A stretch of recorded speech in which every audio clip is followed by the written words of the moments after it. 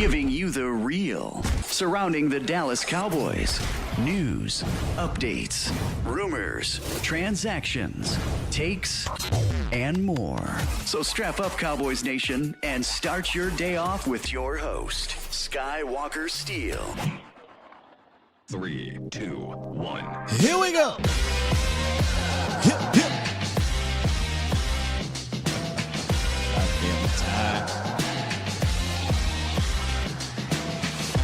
Good morning, good people. Welcome to the Skywalker Morning Show. We're streaming live on YouTube, and of course, I am your host, Will Skywalker. Still, boom!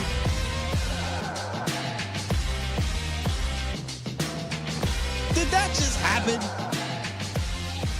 Can we have a normal game just one time? An unbelievably entertaining game. I will give you that. But it ended in a damn tie. Dallas was 1 second away from pulling off the upset of the year so far, in my opinion. We're going to break it all down, ladies and gentlemen. That cost us our first cookout of the season, because best believe we was going to have a cookout if we got that upset. We were dead close. But we still going on a walk. I mean, I got to come here. I'm telling them, come here, offense. Let me talk to y'all real quick.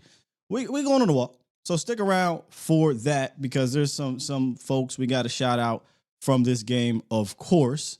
And then in the roundup, we have some injury news that we'll see what happens, how big it is. Hopefully it won't be as huge, but it could be, because the Cowboys are already down at that specific position. Plus, there is a specific stat that quite literally explains this Cowboys team. I don't know how else they can draw this thing up. The script, the Hollywood, whomever. It is unbelievable how this season has started, and obviously up to this date, I'm not saying it's ended, but how the game ended last night. Just crazy, man. Crazy. Anticlimactic. You're just sitting there, you're waiting for, the big payoff to a very entertaining game. Yes, we're going to get to that putrid of a defense for sure, but at the end of the day, like, just get out of here with the dub. Just come on, right? There's no way is going to end in right now. Nah, something is going to happen. And then all of a sudden, just don't stop. Hello? Anyone? That's it? It's over? There's not another quarter? There's not another. Of course it's not another quarter, but it was the Sopranos ending all over again. You're waiting for Tony to get bow, right? You're waiting for something to pop off, and then just don't stop. This thing on? The computer. Fix the Wi-Fi. Hello? Call the cable company. That's the ending? Get the hell out of here. Look, and maybe I'm being biased here, but can I pull off a Chiefs Bills situation here? Let's get rid of this damn overtime rule. Are the Cowboys big enough to change this thing? Because who wants this? Who wants this? I was sitting there thinking, as the game was going on, as they're matriculating back down the field, when's the last time I've seen a Cowboy tie? And to tell you, I have not seen one in my lifetime.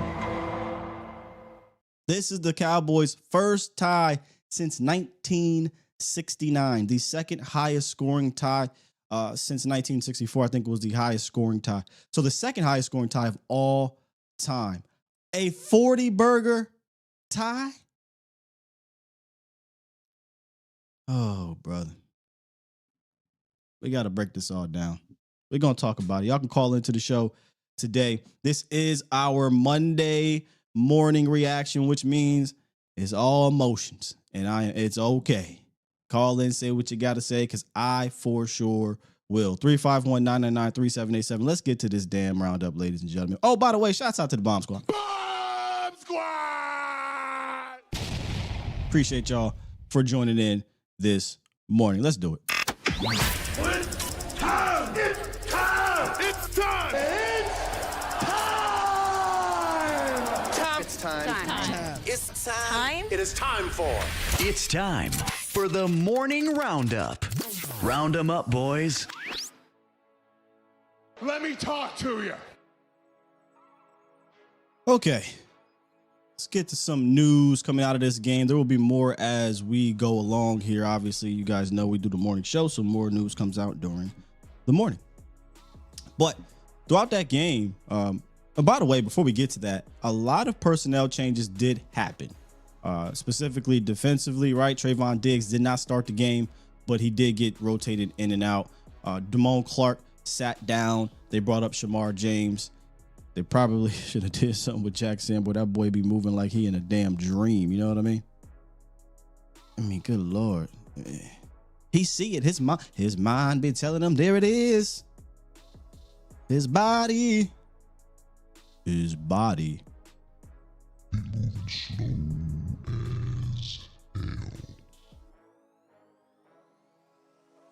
Gee. Anyway, another aspect to the personnel changes that were happening out there was the offensive line was doing some rotation. So we got a chance to see our guy, Big Nate Thomas. He had that penalty, though, that kind of ticked me off, but all good. Big Nate got in there for Terrence Steele. And they were rotate, right? Terrence was in, Nate was in, Terrence and everything. But then I saw Nate go to left. I said, damn, we rotating everybody. All right, we just tried something, which I didn't get because I'm like, it seemed like Tyler was having a solid game. He had a couple pressures, but playing pretty damn good over there. Then he just wasn't there. And again, watching the game, not always on Twitter. I'm just into the game emotionally. Come to find out, because I said, what the hell going on over there? They rotating? Tyler Guyton was in a concussion protocol or getting evaluated for concussion protocol. Comes to find out he did have a concussion and left the game. I have not went back and watched any tape. I have not went back and rewatched. This is all off of just pure emotions of watching the game, but we'll get to this in a second. Felt like Big Nate held it down pretty well, though, in his absence. So shouts out to him. Obviously, as we go study the film, we'll have more, but he is in concussion protocol. I will say this, it sucks because he's the guy you need all the reps, right? And he's continuing to showcase some of that skill set that made you want to draft him each week. But hopefully this is just minor and we can get it back out there. And if he has missed a game, it's just no longer than one game. You know what I mean? You want to look at a stat that quite literally explains this Dallas Cowboys team. It's that stat right there. Yep. This Dallas Cowboys team has the #1 offense in the NFL in yards. I believe they're right up there in points too. They also have the number 32 defense in the NFL.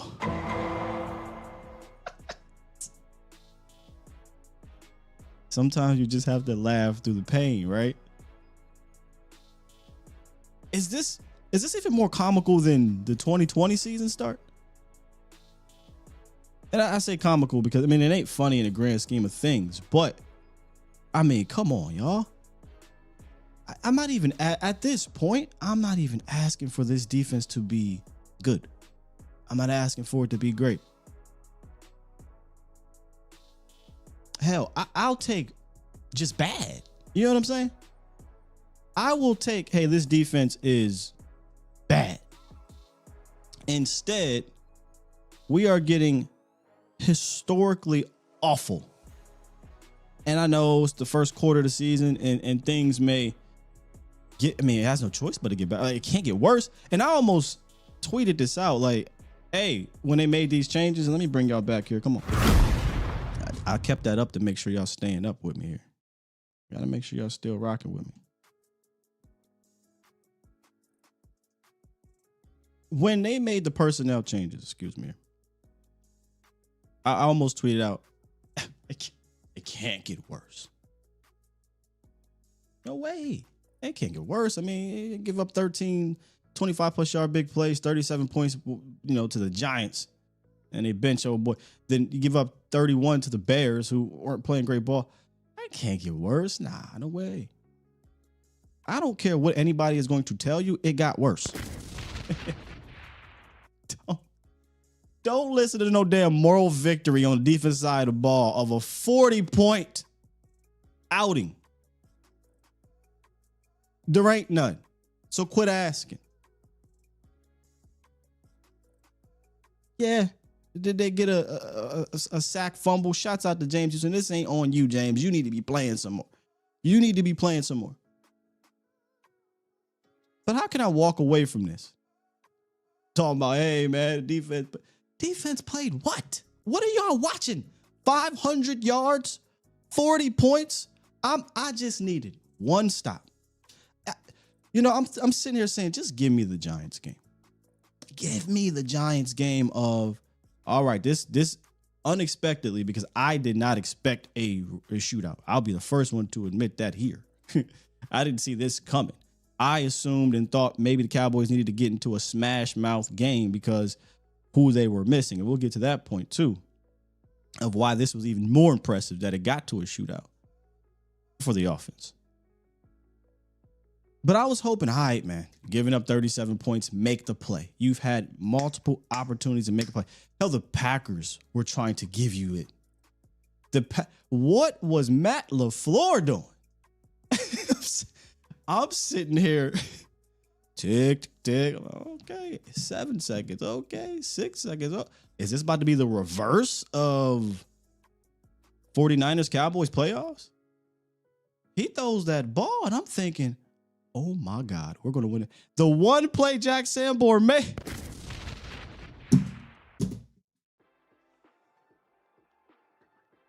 Pass breakup. I'm like, did we just win this game? 1 second on the clock. I had to wipe my. Who's the clock operator? Get him out of here. How do you let that happen? We need this, Bob. I'm assuming that's his name up there. Come on, Bob. It got to be a Bob. You just know Bob was like, no, got to do the right thing. And that we needed to do. We need a win. I'd have been so fast on that. Bow. Soon as he said, bow. It's over. Game's over. Or if you were slow on the trigger to start it, I looked away for 1 second at the end of that game. Oh, my bad. Oh, game over now. Can't do nothing about it. What you gonna do? Make him go review it. Damn, Bob. Anyway, my bad. I might mean to go off on a tangent on that aspect. But I was just asking for one stop, man. Shouts out to Rome. Rome said he went to Jesus and said, dear Lord, for the third time tonight, I humbly come to you and ask for one stop. And I feel you. Rome. That's kind of how it was throughout this game. Just give it to me. And the thing is, it wasn't a terrible first half, right? It wasn't what an unbelievable ending to that first half. I mean, you could not draw it up any better. I'm sitting here on the couch just in a game high, right? Like that was such an amazing end to the half. You drive down and you scored a tutty. Defense comes out. They try to get cute, right? Because I mean, technically, I wouldn't call it cute. Your defense ain't been great. And James Houston gets around that edge. What an amazing strip sack. Recovers it. George motherfucking Pickens. Dak motherfucking Prescott. Get you the 16-13 lead. Then it was gone. And we got into a shootout. Entertaining game. Another one of those games where I kept telling myself, if I wasn't a Cowboy fan, man, I'd be like, this is awesome. But me and Foots, I'm talking to all my fam, right? Hitting up 2i, hitting up Foch, hitting up Foots. Me and Foots called me, man, 40-40. He's like, how you feeling, bro? I said, I feel amazing about this offense, but every time I think about how amazing I feel about the offense, I think about the defense. And it's just what my man say from Breaking Bad? He can't keep getting away with this shit. The defense can't keep getting away with it. All right. As you guys can tell, I'm a little hopped up on this coffee right now because they got me in my bed. Like I'm mad that it ended in the tie, but I'm also not fuming. But I don't know how to feel right now, so probably not a good mix what I'm about to do. Drinking coffee, but I gotta go on this walk though. Y'all trying to come on this walk with me right quick. I got about 5 players that all offense, by the way, that needs to get some kudos, get some shout outs from this game. Again, this is the second walk we've had this season, no cookout. And for the second consecutive time, we're talking about the offensive side of the ball. So let's do it. You got the paper, Swain? Appreciate you, bro. Appreciate you. Did I mention Dak Prescott? This was one of those games where Dak said, look, man, y'all got to hop on my back. Y'all wonder why he was on that side, heating up his back from carrying this goddamn team. He said he was getting old. We know, brother, we know. But this is one of those games where he said, hop on my back, I got you. And he delivered. 31 for 40, 319 yards, 4 total touchdowns, a ridiculous 94.4 QBR. I mean, I don't know if y'all understand. Not quarterback rating, QBR. QBR takes into account a lot more. It's not a perfect stat, but a much better one than quarterback rating. I like both, but QBR is awesome. 94.4. That is without running. Usually you will see that because a quarterback can run. He said he old. He ain't running. But when we needed him to run, beautiful call back to the 2016 playoff game, spread him out, and quarterback draw for the touchdown to get the Cowboys on the board in that manner. And it was just lights out from there. He was just locked in, and he was locked in with wide receiver 1 on this day, George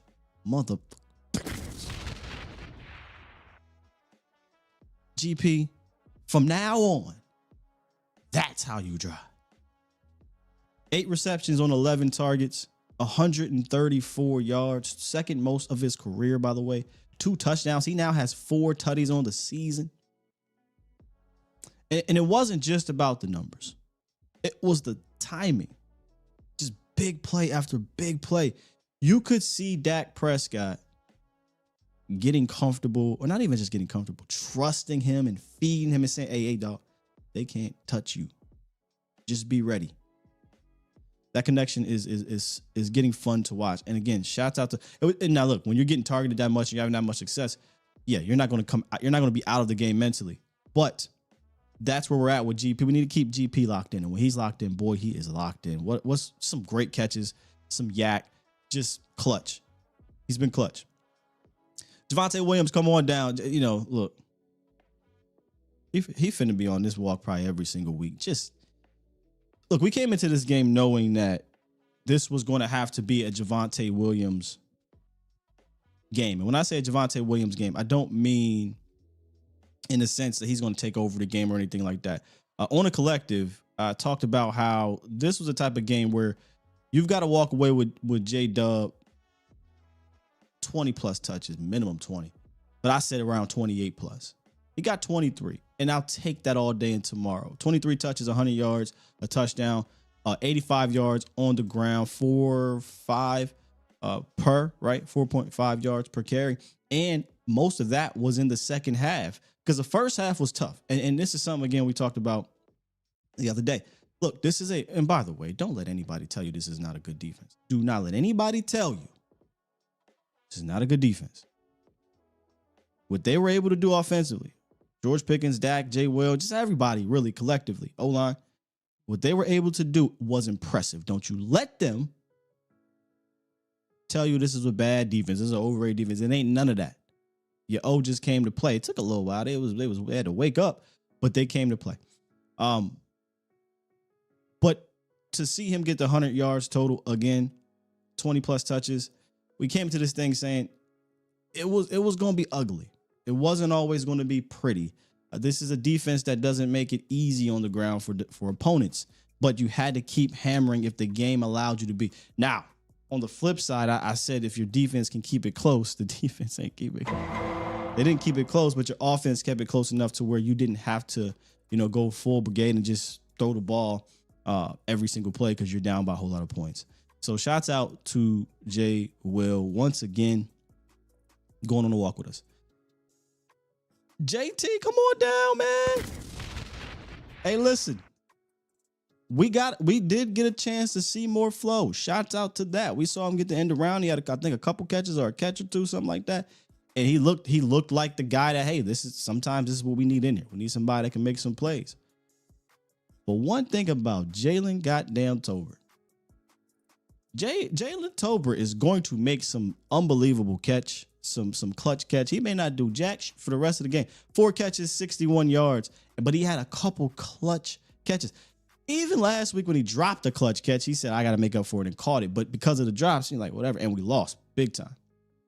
In this game, a huge third down catch in fourth quarter to take the lead. A crazy 34-yard heave, toe drag swag from Dak to Jalen Tolbert, and we've seen him do that a ton. He comes back to the ball. He finds a way to keep his legs in there. This was a game that JT needed, I think, because I think he's one of the confidence type players. I gotta have confidence. But he needed this. I shouldn't say you. He needed this moving forward, because without CD Lamb, it's going to take the other guys. Yes, George Pickens went the hell off. Still could have lost his damn game if other guys aren't stepping up outside of GP. And JT did that, as well as welcome to the touchdown club, Jake Ferg. It's been 84 years. I just looked over. That's a hell of an analogy.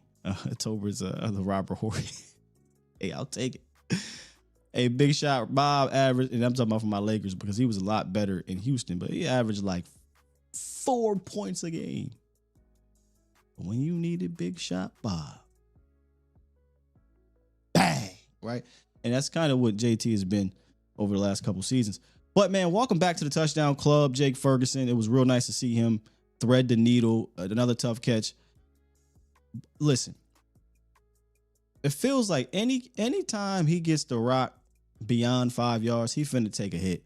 And he held on to it this time. He didn't do it in week 1, but he held on to it this time, and he finds the end zone. Another just seven targets, 7 receptions.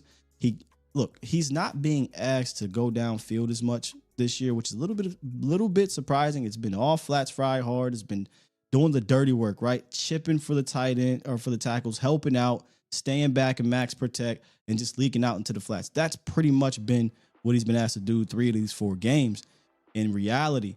And what you want him to do in that instance, hey dog, just secure the catch, get upfield. If you can make one of the 3 dudes, closing down on you miss, do it. But that's a lot harder than it looks because you're not giving momentum. You're not really on the move. None of that stuff. They're just asking him to take this rock 2 yards from the scrimmage and try to make everybody miss. Same thing happened in this game. Chip, protect, get upfield occasionally. The one time he was asked in the red zone, and I saw it too, he motioned out. He's also being asked to be the heavy motion man, especially with CDI. I said, oh, here we go. 101 outside. But we saw this specific, wasn't necessarily this play, but this trust against the Seattle Seahawks when he was 101 outside. Ran, I think, a quick little slant, and he just had to put it. It was tough, but he had to thread that needle, catch that rock, and take that hit. And Jake Ferguson did that in this game, man. So, Ferg needed this too. Just like JT, I think Ferg needed to get in the end zone. I didn't necessarily think He already put up a ton of catches and yards throughout the season, but he needed to get in the end zone. And surprisingly, I want to say, outside of kind of just to throw the ball away out to the back of the end zone, I don't even know that he's been targeted much in the red zone. I think technically the target against the Eagles was a little bit outside the red zone, but I'll give you that. Maybe 1 target, 2 targets in the red zone. He led the NFL tight ends in targets in the red zone in 2023. It's good to see him get targeted legitimately and secure the catch. So Cowboys Nation, bringing them on the walk. And before, I meant to say this before I went on the walk, because we got to give a shout out to the offensive line. Again, I have not went back and watched. I haven't even rewatched the broadcast view. I wanted to come in this thing. I have the film available. I said, I'm going to wait till after the show and watch the film. It just felt like, yes, there were pressures. Man, of course that's going to happen. You're down 2 and sometimes 3 offensive linemen, starting offensive linemen. You ran the ball pretty solid. Dak didn't give up a sack. There was not a sack taken in this damn thing. I mean, the Micah. Now listen, I listen. That was a big play at the end, but for the most part, they kept him quiet. Yes, he had a ton of pressures or whatever, but no sacks, no. I won't say game changing plays. It kind of was a game changer, but up until that point, right? They kept his ass at bay. They kept this phenomenal front rush at bay. Now again, sacks go hand in hand. Offensive line, quarterback. There's times quarterback takes sacks, and that goes to the offensive line, but that's a quarterback sack. There's times where there is no sacks, but the quarterback was able to evade and get the ball out quick, et cetera, what have you. I think they worked hand in hand well today. The times there was some pressure happening, Dak was able to either evade it or get the rock out, and there was nothing that they could cause. There was a few times where it's like, oh, but it didn't happen. Almost only counts in horses, right? And grenades. Is that the same? So shouts out to the TJ Basses of the world and these backups, right? Cuzzo. I mean, I'm sitting here like, I'm gonna go back and look at the stats, but when you don't hear somebody's name, you're like, well, he must have had a good game. So Cuzzo must have had a game. We'll see. Brock Hoffman, Nate Thomas, Tyler Guyton. I gotta leave off Tyler Smith. Everybody but T Sizzle, man. Hey, look, T Sizzle's allowed to have one of these. This was a bad game from T Sizzle.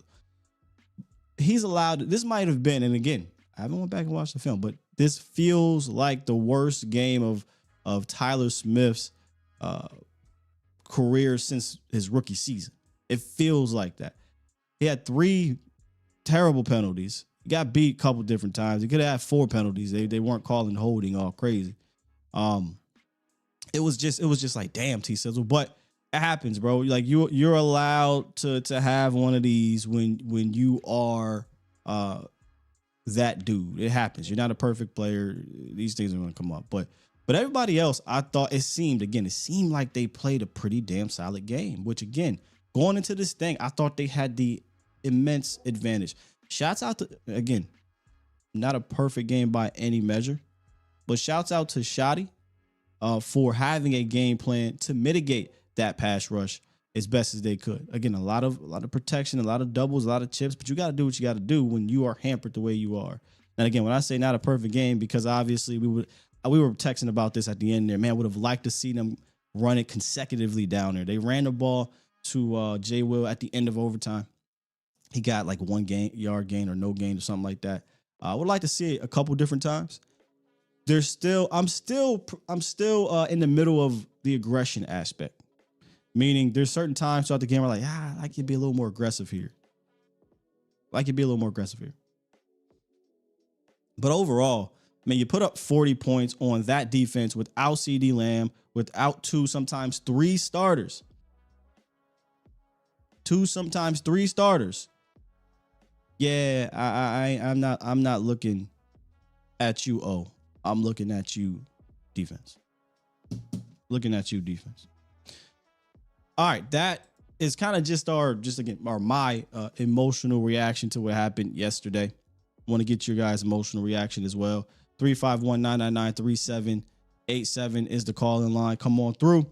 Let's rap to you guys. Before we do that, Shouts out to Sleeper. I tell you what, last night you wasn't finna go to sleep. Not at all. The Cowboys had you up. Now, I didn't get a chance to drop my picks on Friday. Wasn't able to do that. Some things happened at the crib, but it's all good. I got you this week. And if you happen to not take my advice, like I said, you can head on over to the Sleeper app and do your own thing with all different types of games, man. All different types of games on there. NFL, soon to be NBA, WNBA, MLB, or just the Cowboys game if you only want to stick to what you know. And a lot of people know about the Cowboys, so take that knowledge. Use real money. Yeah. And turn it into more money. Am I right? Using the Sleeper app, you can get up to 100 times your money by using the promo code STEEL and get up to $100 match on your first deposit. Again, use the promo code STEEL, STEELE, $100 match on your first deposit. Terms and conditions apply. See Sleeper's terms of use and details. All right. What a doozy, man. Hey, another person got to give a shout out to the backup safeties. Right? You're talking about Wanye with another block. A couple years ago, he had one block. And then Marquise Bell picking up and running in. We wanted to see them on defense, and we got a chance to see that with Wanye. Again, going to go look at the film. And then, look, we didn't want it to be this way. Malik Hooker went out. Didn't look good. We'll see. But Marquise Bell, Wanye Thomas kind of started the party. Huge momentum swing right there. The Cowboys needed that. All right, let's get to the phone lines real quick. Let's wrap to Twan from Connecticut. What's good with you, Twan? Hi, what's good, baby? How you doing this morning? I'm good, brother. I'm good. Go ahead, bro. I'm a little confused. Because I don't know how I feel. I don't know if I feel like I feel how I felt in the Eagles game, or do I feel better? Even though it was a tie. I mean, even though it was a loss. How do you feel about that?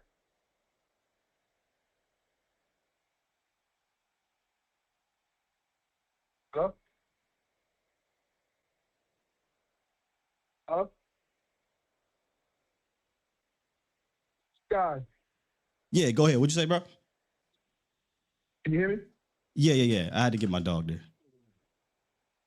Oh yeah, I don't know if I feel better about this tie, or do I feel better about the loss to the Eagles game? How do you feel about that? You don't know if you feel better about the tie or better about the loss?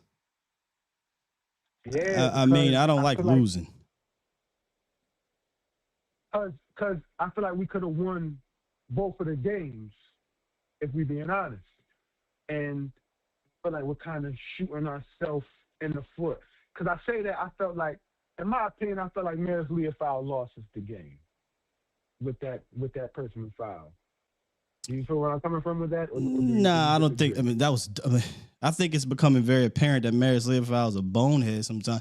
But it is what it is. Like, I mean, shit, you got to live with Maris out there at this point, because there's some players just.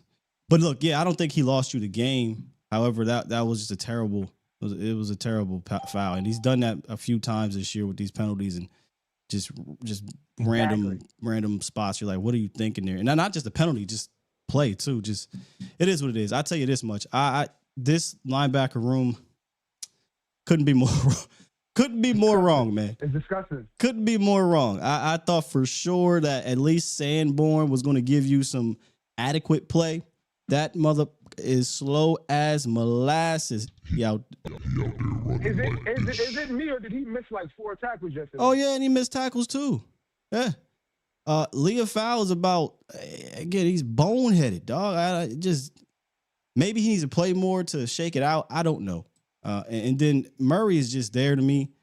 He's not terrible all the time. He's not great either. He's just kind of there. He's just blase. This room is a huge disappointment. Huge disappointment. It's Jags. A bunch of Jags, if you ask me. Yeah. I don't like the way it's going. I don't like the way it's going. I feel like we definitely have to go on a run. We have to stop the Jets and we have to stop the Panthers. But Gary has to go get somebody to help this defense, because this isn't. Can he go get sustainable. Jesus? Man, I doubt that. I doubt that. But Oh man. you got to say fuck. You got to say fuck them picks, Yeah. and you either got to get another. You also got to no. Before I leave, damn that. In closing, why didn't Shotty call 3 running plays down there when we could have won the game? You know, at least 2. I don't want to go run. I don't think he needed to do that, but I think he needed to at least try it twice down there. And then, okay, you didn't get it. Now it's 3rd down. Now you put the ball into a dude who's been absolutely frying this Packers secondary up and a receiver who's been frying them up too. Like, I get putting the ball in Dak's hands and trying to find a George Pickens or Ferguson down there. But we were texting back and forth and calling, like, I'd at least ran it twice. I'd at least ran it twice, and not do it twice was like, damn. But again, that's what happens when it's a game like this. We're going to nitpick little things like that, but in the grand scheme of things, 40 points should win you the game. Win you the game. Honestly, 40 points should win you the game. Y'all want to hear a crazy stat, bro? Y'all want to hear an unbelievably ridiculous stat? Now I could be wrong with the actual number, but 300 times a team has scored 40 points and had no turnovers. Those teams are 300-0 and 1.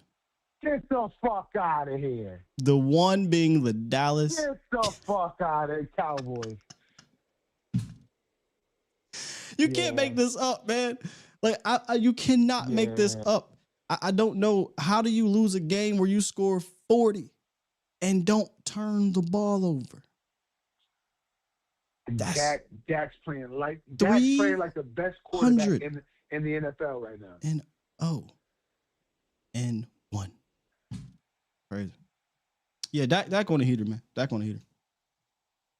Yeah, man. But man, DC for life. How about them Cowboys? We got some work to do in this defense. Come out, Sky. The understatement right there. Shouts out to you, Twan. At this point, I mean, I said it last week. I said I don't got the answer, Sway.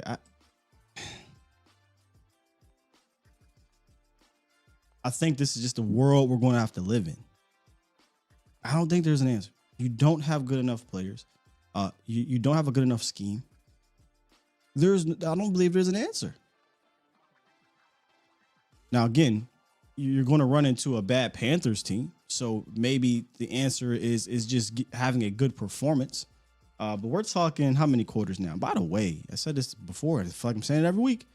The Cowboys have had, if you go look at the numbers, I'd imagine this is factual. The Cowboys have had to play the longest games of the season collectively. They played to about 1 a.m, week 1. Week 2, they played to the damn near end of overtime. Week 4, they literally played the entire overtime. So they're just playing so much. It's crazy. But I don't know that there's an answer, man, this year. I think this is just what we're, and look, it shouldn't be a surprise if you when I say a surprise, I mean, we've talked about this a lot. Hey, you're going to win or lose on the backs of this offense. I didn't believe this was going to be some elite defense. I believe they would stop the run better, and they have. I thought they were going to turn the ball over a little more, but they have not done that at all. I thought prior to, the whole trade that we pressure a little better, and they pressured a little better in this game, but not especially not the beginning of the damn game or the first half until the end of the half. There was a crazy number where he was just, I think Chris Collinsworth was talking about it, where it was like 12 for 13, 100. It was some ridiculous number. But it's just not enough anywhere. You are poor everywhere. Everywhere defensively, man. It's bad. Except and I say except, but even last night was not a great day on the ground, run defense. But yeah, man, it's rough. It's rough out there. I don't have an answer. And like I said, until they give me a reason to study another opposing team's offense, for who? For what? They have given me no reason to say that they're going to stop an opposing offense. Like I was about to say before I rudely interrupted myself. How many quarters now? 5, 10, 14, 18 quarters. It's reasonable to say this defense has not just been bad, but terrible for 16 of them. Maybe 15. Maybe I give you the second quarter against the Packers. Maybe. Right? 15 of the 18 quarters.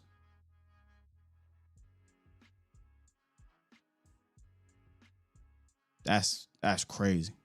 That's crazy. Brooks said, I ain't trying to be, he said, Sky ain't trying to be a hater, but I think it's fair to say we're the joke of the league instead of America's team. I mean, what does that mean? What do you mean by hater, dog? You ain't hating on nothing. Ain't hating on me. You know what you hating on? I mean, yeah, we kind of are a laughing stock defensively at the very least. Jay Scruggs said people blaming that. Come on, y'all. If people are doing that, that just goes to tell you their default trigger. No matter what happens, the Cowboys is the blame. That guys, there will be opportunities. Okay, there will be much easier opportunities to blame the quarterback. At this point, I just kind of laugh because if you're watching this organization and you're still like, oh, that damn quarterback, guys, are you watching the league? Are you watching him? There will be opportunities, okay? He's going to throw some dumb pick like he did last week. He's not going to have a great game. And then you'll be able to peacock and, ooga, Dak bad. You'll be able to do it, okay? We all know y'all ooga. Give me a break.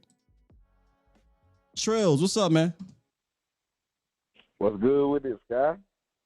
How's it going, brother? How you? Man, I don't know what to say, but I'm happy we didn't get a loss. That's it. A tie better than a loss. I guess technically you're right, but it doesn't feel right, bro. And you know why? I think for me, let me speak for myself. I have not experienced a Dallas Cowboys tie in my life, especially not one where you score 40 points. You know, I just was not expecting that. When it comes to the playoffs, I've seen this plenty of times. That tie and that L, that tie makes a difference. Other than that L is a big factor.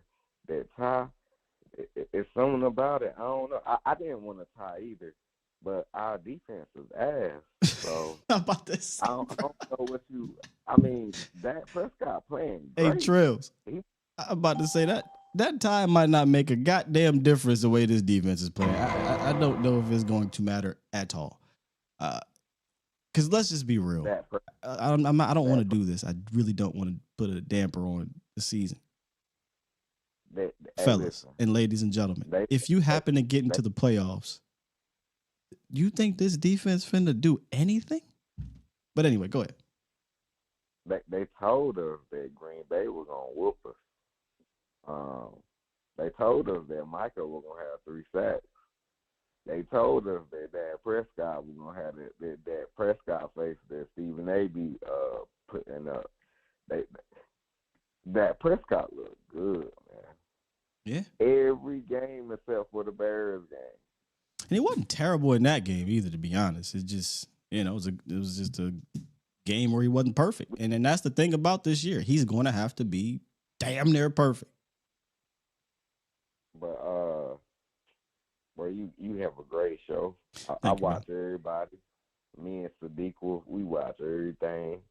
Appreciate There's another lady too, watching everything. But I don't want to say fire Matt Eberflus, but nigga, run some cover 1, run some cover we're getting 6, close. run some cover. Stop running cover 2 and cover 3. I'm tired of it. They know what we doing. Get Sanborn out the game. I don't care if last night. I don't care God. if Louis Fowl, Nate Dickhead plays. I don't care. He out here hit sticking people. We need that. After he hit that on that punt, it was a statement. He lit Golden up. It was a statement, Scott. Mm-hmm. That's the thing.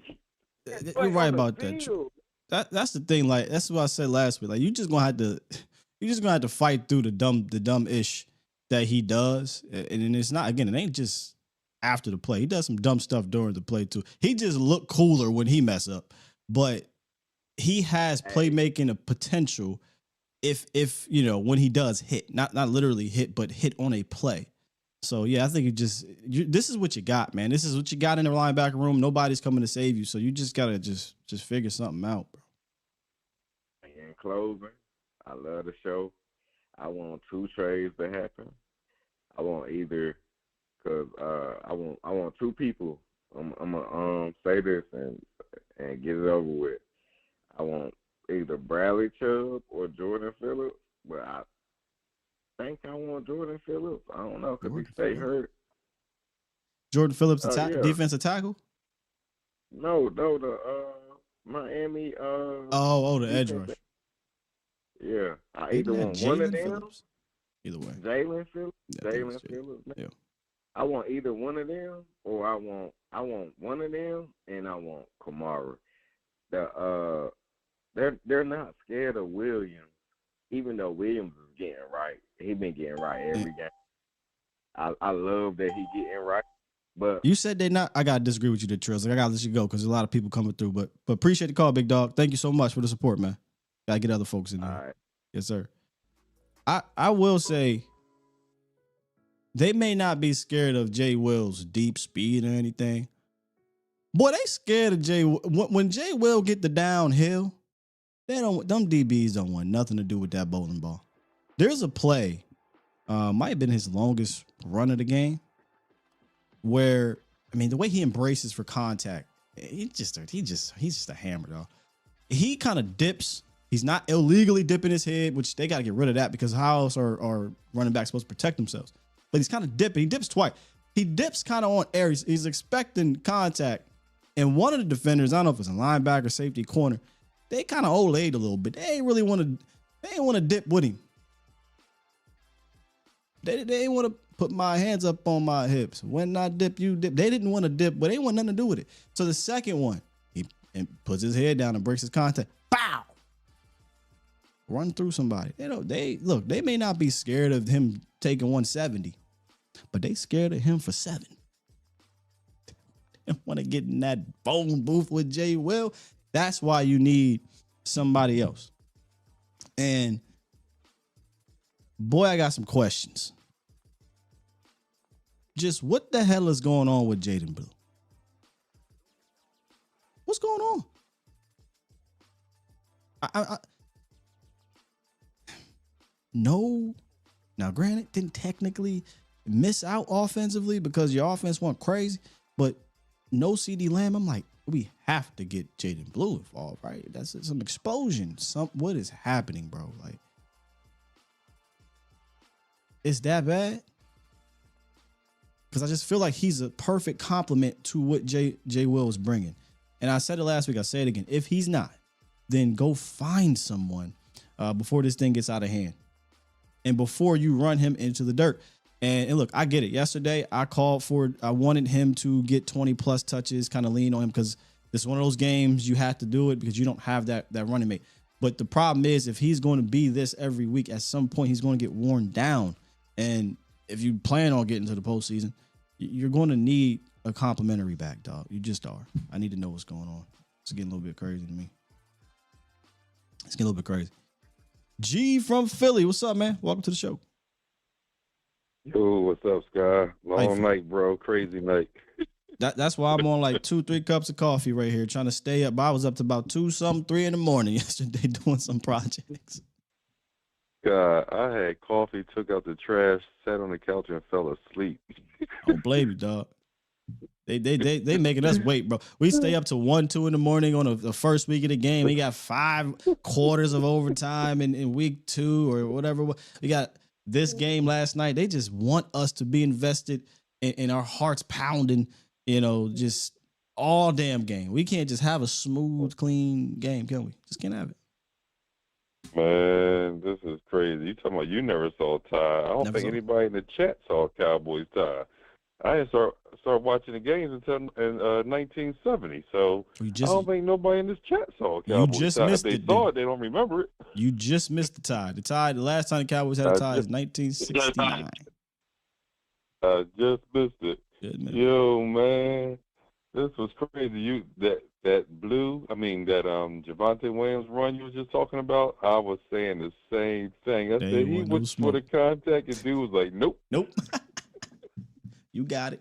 And then the funny part about it, he went to hit him, and then he wasn't there, so he shook, so he little patted his feet a little bit. I was like, Javonte, you ain't got no wiggle, brother, Paul. It was like he was trying to shake him after he couldn't hit him. That was so funny. Oh my God.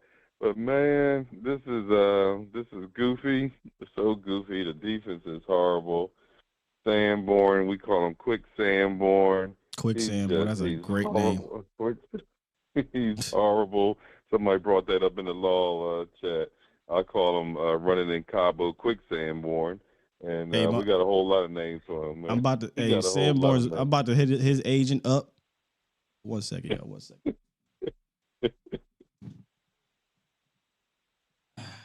About to hit his agent up. Can I get Sanborn to be the spokesperson for my brunt workwear boots? Because that motherfucker out there running into some brunts. He running in some brunts, not even some Timbos. I'm not even going to give him that. He don't know nothing about what Timbos is. He out there in these bad boys. He said, "Wifey, go get me some brunts for the game." Hey, Sanborn, what's them spikes? What them cleats you got on? What is it? My Wish, My Cleat Foundation? This motherfucker sponsored brunts for My Wish, My Cleats Foundation. Get him the blue one. Hey, babe, go get me the blue. Go get me the blue brunts. Put a star on the side. With the extra steel toe. Oh my God. Yes. You got a Bob. Hey, man, give me the red bottom brunts, bro. It's out of here, God. It's crazy. Oh my God. They had the nerve to put him on. Oh my God. He was on special teams, right? He had the angle. He had the angle. Yeah. He had it. Bro, ain't that angle up so fast? Oh my God. And then with the play when he was running to the pylon at the end zone, he kind of like stumbled at the end. Like, dude, catch up. At least try to punch the ball out. Because the running back was falling. Any other linebacker would have dove and tried to punch the ball out. He was chopping his feet like, I can't even pull up. Man, this guy. He looks so old. He looks so slow. I don't think I've ever seen a slower linebacker in my life. Like, even his Bears tape ain't that damn slow. Zach Thomas still fast. Zach Thomas faster than him right now. Shouts out to Zach Thomas, man. Zach Thomas can beat him in a 60 right now. Come on, man. Yo, end of the day, we got to get better. Maris got to do better. But I will say, not to get off topic, I love the way Jason Garrett held Jerry Jones to the fire with his questions last night. Jason was like, "You punk. What's up with this?" And then Jerry going to say, "Oh, we wanted a Super Bowl. Try to switch it again. We wanted a Super Bowl here with you. We couldn't get it done." Jason looked at him like, "What are you talking about, man?" I'm the subject and talking about Mary had a little lamb. Come on, man. I'm gonna have to take your word on that. I truly don't listen to Jerry Jones. You know, when people drop clips on it, you know, Twitter and some of his quotes or whatever, I might go back and listen if I need be. But I have no care in the world to hear what he has to say. Yeah, I was just shocked that they had him at the desk. I was ready to watch some football. Maria Teller and Jason Garrett interviewing him. I was like, here we go. But yo, man, thanks again for all you do. Thanks for the laugh. I'm trying to wake up and go Cowboys. Let's see what we're going to do this week. Appreciate you, man. Hey, I do know. Didn't he had a scrum? You know, he always has to have his after game meeting with the media, right? Did he say something like I feel about as good as you can? Like I feel great coming out of this game or something like that. Like, look, I'm not trying to tell. I ain't trying to tell Jerry how to fan. I ain't trying to tell y'all how to fan. But it seemed like, again, and maybe I should go back and listen, but it seems like he the only one like, yeah, this is great. Everybody else is, man, I'm pissed. No, I'm unsatisfied. what did he say? I gotta go look. But I think he said something along the lines of, yeah, I feel great or good coming out of this, or I don't know. Not that you should feel one way or the other. I ain't trying to tell you. You feel how you want to feel. But I don't need my quote unquote leader of the organization after a tie ball game where your defense gave up 40 points and you're the only team in the history of the National Football League to not win a game where you score 40 points and don't turn the ball over. I don't need to hear I feel good about what? But I'm sorry. See, this is why I don't listen to that dude, man. Well, I ain't got nothing. I ain't got nothing. I'm not listening to him. 240, what's up? Guy, what's going on, brother? How you doing? Good. I'm gonna teach y'all the magic trick, man. Watch on mute. I don't listen to no commentary. I don't want to hear nothing these clowns is talking about during the game. Just watch the game and enjoy what's going on the field, because half the time they're not going to give us no credit no way. So there's no point in turning their game on, watching it with commentary. Chris Collinsworth talking stupid. Jerry Jones is stupid. I don't want to hear any of it. So I just watch on mute. That's my remedy to all of it. Fair enough. Real quick for you, bro. Real quick for you, I know you boy. I know Law's your boy. We both DMV kids. I got to get this off because I know he don't take no calls. But this Diggs thing's got to stop. And here's why I say that. I could hear you. This Diggs what now? Is coming. This Diggs, his venom against Diggs has got to stop. Oh, you're talking about Foots? Here's why I say that. Foots. I'm saying. I'm sorry. Foots. Diggs, he got to lay off of this, and here's why. You can't say on one side that Diggs is trash, Diggs is whatever, and then okay, they take Diggs off the field, and then everybody else on the field is getting cooked up, including the guy that you just gave $92 million, Deron Bland, and then you're saying on the other side saying he was getting cooked like hibachi last night, and then you say, oh well, we got to give him time. He's coming back from injury. Newsflash. So is Trayvon Diggs. So we gotta fall back. We gotta fall back on both of these dudes when it comes to this stuff. Both of them look terrible. Kyer Elam looks terrible. Donovan Wilson looks terrible. The whole defense looks terrible. We can't point out one particular thing and then lean in on Diggs when everybody else on the football field that is backpedaling is getting cooked. So we got to lay off of that foot. I love you to death, brother. We DMV kids, but let that ride. We got to let that one ride. The last thing. You're not wrong with that. By the way, that was kind of my whole point when we was going back and forth. Was like, hey, dog, I feel you, and I'm not even mad at you that you coming at this. You played terrible, but the whole goddamn defense did too. Nobody else played well back then. And this was prior to the Packers game, but I do think it was kind of like a little bit of a chuckle that, well, all right, Diggs ain't in there, and then Deron Bland and Elam just continue to get evaporated on defense. And the very first, this is when I knew, like, we in for it. They ran two dudes 100 yards down the field in the same area, and both was wide open. And if it wasn't for Matthew Golden saying, man, it's my ball, that is a 60-yard touchdown because the other dude was ready to take it and walk into the end zone. Man, look. So it's just like, this defense is just cooked, man. They play rock, paper, scissors. Like, you get it or I get it, because nobody was playing defense on that one, man. So, like, the whole defense is trash. So let's not point out a particular player when everybody's playing terrible. Shouts out to me though for starting Romeo Dobbs. I said, oh, you crazy if you think I ain't finna start Romeo Dobbs in this game. You crazy. Hey, he got a career game. Hey, listen, am I the only one though who wanted them to go for it on 4th and goal? Overtime, because I didn't want to see the defense. No, you're not the only one. I will say this. This is the world we live in, bro, where we have to nitpick a 40-point offense performance with no turnovers because of your defense. But this is the world we live in. So I'm with you. I would definitely question, all right, should we go for it? The other side of that is I get saying, damn it, if we miss it here, all they need is 3 to win now, right? Because I don't trust my defense to get a stop in general. And a touchdown doesn't technically win you the game. It just gives you a bigger lead to lean on. And you see, they drove right down the damn field. And who's to say they wouldn't need to score the touchdown if they managed it a little bit better? But hey, I'm with you. I definitely thought about it too. Like, damn, do I just go for the 2 here? But more important to me wasn't not the 2. More important for me wasn't to go for the 4th. It was do I run the ball twice? Mm-hmm. They didn't run the ball twice. Yeah. And then on third down, we put the ball in Dak's hand. That's where I have more issue than the fourth down call down there. But either way, it's all can be called into question. I wouldn't fight you on that. Yeah. Yeah. And last thing, man, I would say this.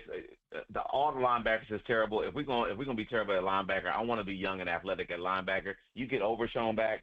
I want to put Overshown, Clark, and Leofold out there. I just want knuckleheads out there if we're gonna be terrible at linebacker. I hang up and let you take it from there, guy. I appreciate you, brother.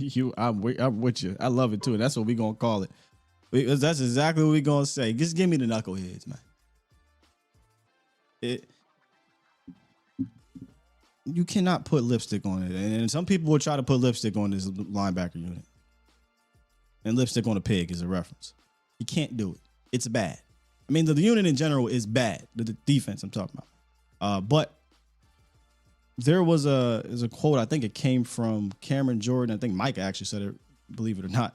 He was like, man, if you're going to be wrong going 110 miles per hour or go 110%, something like that. Yeah. If Leofold gonna be wrong, bro, he gonna be wrong going 110. Shamar James, he gonna be wrong. He's a rookie. It happens, but put him in there. I'm a little shocked, Clark. I was a little shocked. I was a little shocked that Clark was the one. I knew it wasn't gonna be Sanborn because I'm like, man, they trust Sanborn. They trust him. But I don't know. I gotta go back and look. It didn't feel like Clark was just some egregious linebacker this year. I don't know. A little strange to me. Probably would have kept them all up and called somebody else down. But this is what we working with, man. This is what we working with. This is what we working with. All right, let's go. We're going to get to all these. We got 1, 2, 3, 4, 5, 6, 7. We got some heavy hitters. Let's get them real quick, and then we're going to talk to some other folk. We got VIP in the building. What's up, bro? Sky, I'm going to be brief. I know you loaded up, and Sky, I'm going to give you a perfect analogy of how I felt after last night. Okay. There was a shorty that I always wanted to get to. She was from Queens, and me and her always kind of mistimed each other. Mm. You know, and I get to the telly, and you get there, Lord, you get this guy, and you don't get the, I don't want to say it online, but you don't get that fulfillment. You heard? You know what I'm saying, right? So you go all night. We went out to dinner. We took a walk in the park, and I don't get no happy ending. Oh. You heard? So this is how I feel after last night. Like, I'm good. We had a good walk in the park. My quarterback, I would love for somebody. You're delusional if you don't think my quarterback is playing out of his mind right now. Please tell me what football you're watching that my quarterback is not playing out of his mind. Yeah, he's doing everything he possibly can, man, with historically bad defense. But we have no, don't call it defense.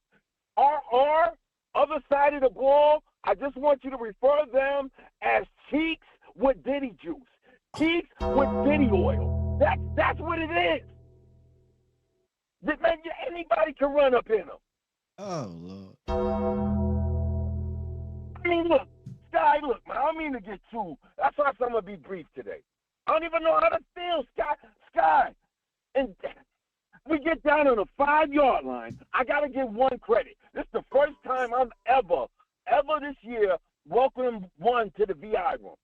Because I seen one actually throwing blocks yesterday. Oh, October. He didn't get his name, and he got to establish a name to me. He got to earn that name. So he still won. But one, he got a cool nickname, but I call him Tolly. He's like the Tolly, the Tolly that you go through. Sometimes you have the flash, sometimes it be on. But anyway, Tolly's all right with me. Okay. I rock with Tolly. But Tolly got to be consistent, B. Honestly, bro, just give me that. That's all I need from you. I don't need you to have 8 targets. I don't need you to have 10 catches. Give me 3, 4 catches, and a couple of them is clutch. That's all I need from you. And then go chill. Yeah, that's all we really need. You know what I mean? That's all but I can see he needs that affirmation. He needs that. He needs that affirmation where, somebody patting him on the back, like, yo, you're doing good. And that's what keeps his spirits up. And I seen Pickens yesterday, like, keeping his spirits up, and CD on his line, keeping his spirits up. Yo, he came through clutch. But at the end of the day, you at the 5-yard line, B. Why are we not running the ball 4 times? I don't need to run it that many damn times. But you could have ran it multiple times. Like, look, man, I ain't gonna let people just act like that was the game. They could have ran it multiple times, but your quarterback and receivers is cooking. So I get putting the ball in his hands, but I would have preferred it happen after a couple runs. That's all I'm saying. You ain't need to run the ball 3-4 straight times, bro. Big fact. But end of the day, I think that was his psychic too. Like, look, if we don't score, boom, we just going to kick it, and we got to pray our defense to hold them to 3, because we're not going to stop them from scoring. We've given up more 20-yard plays than I've ever seen in my life, B. I've never seen nothing like this. We give up 20-yard plays like the holes on Hunt's Point. Use my French. Is but that anyways, guys? I'm about to say, is that a Bronx reference or something? Oh, if you don't know what Hunt's Point is like the infamous. That's where all the working ladies hang out, and you can go pull up anytime and get you a working lady. I don't want to call them by other names, but they working ladies. In Dallas, I believe that was I forget what that area that I used to see jokes being made about it. Pretty bad too. The Texas Car House is down there. I forget what it's called. So they got one of them areas down there. Equivalent to that. Yeah. But anyway, Scott, I don't even know, like, how do you... Harry Hines. There we go, Harry Hines. Go ahead. A tie? Yeah, man. Scott, how do you feel after this? Like, I don't even know. I don't like moral victories. I don't want to say it's better than an L. No, this ain't no moral victory, dog. Like, it's not a moral victory. See, the difference between week 1 and week 4 is that week 1, there was actually hope defensively, in that second half. And you saw the offense that people questioned. You saw, oh, man, there's some things there. And you was only 1 game. You got now 4 games defensively of this defense is, somebody called it this, and we might have to roll with it, Diddy fence. There it is.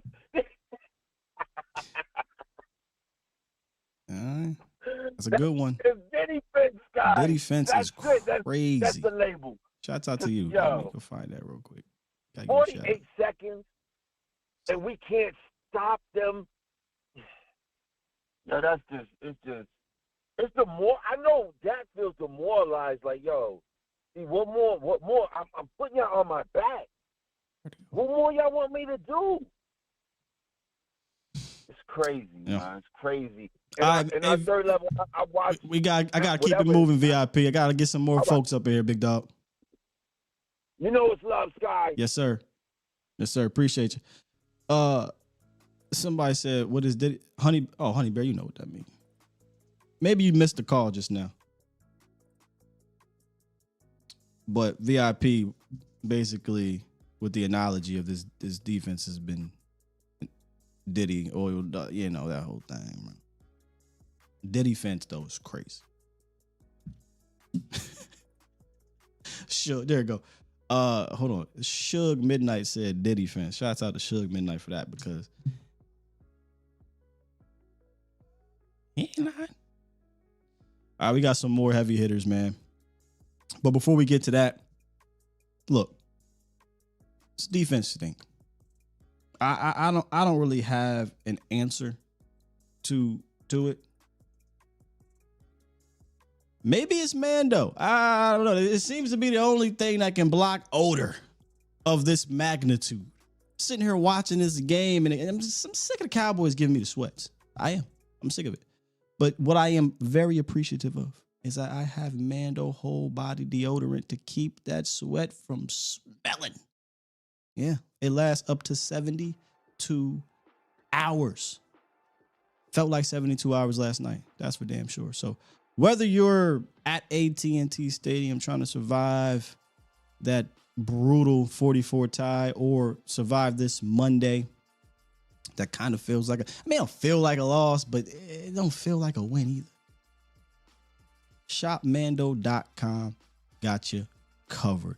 You can head on over there, use the promo code STEEL, STEELE.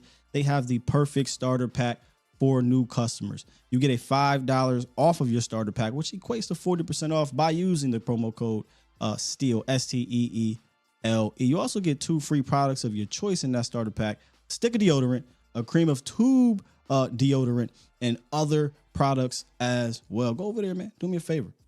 If you need to keep the stench off, you're a hard-working man or woman, shopmando.com got you covered. STEELE is the promo code. Smell fresh, stay drier, and boost your confidence from head to toe with Mando.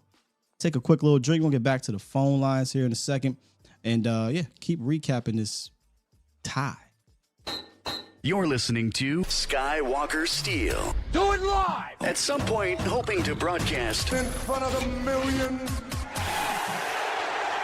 of Cowboys fans to bring you the real.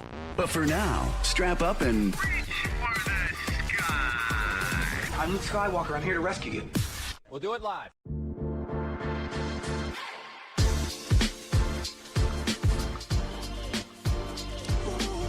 Yeah, I can't wait to go watch this film.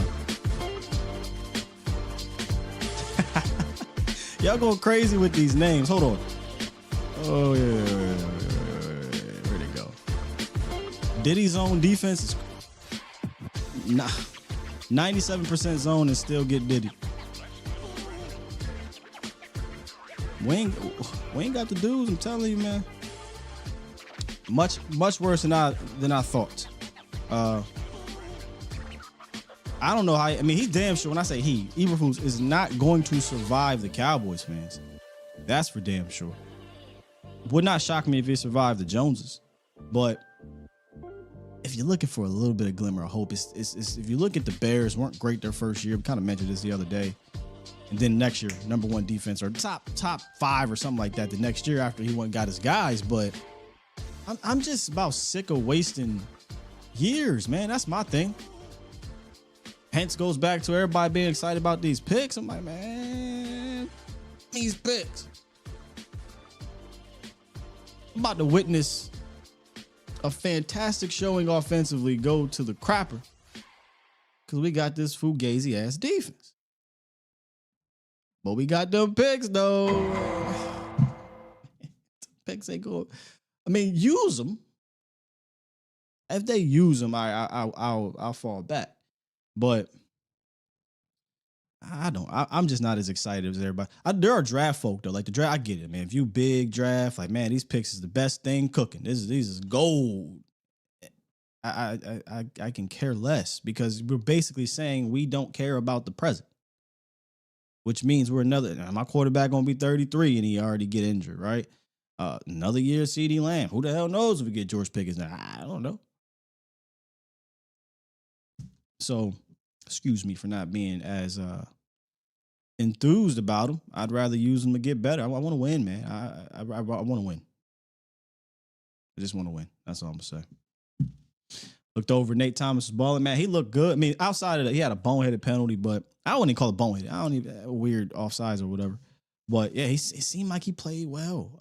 Again, I haven't went back and looked, but it seemed like he played really well, which I'm excited for because, you know, maybe if Nate plays in spurts this year, that allows them to say we don't have to attack said position again. Granted, you got 4 first-round picks now, so, you know, if you take one, whatever. But I'd prefer if we didn't keep taking first-round offensive linemen, you know. Unless that's all only choice you got in regards to best player. But that's draft. I'm not trying to go down that line as well. Not trying to go down that line. That's fair, right? Trap. At least half of his career has been a throwaway. All right, let's get back to the horns. Let's wrap to Los. What's up, Los? Yo, good morning, Scott, man. How you doing? I'm good, bro. How are you? Good, man. Just my 2 beans on let you be, man.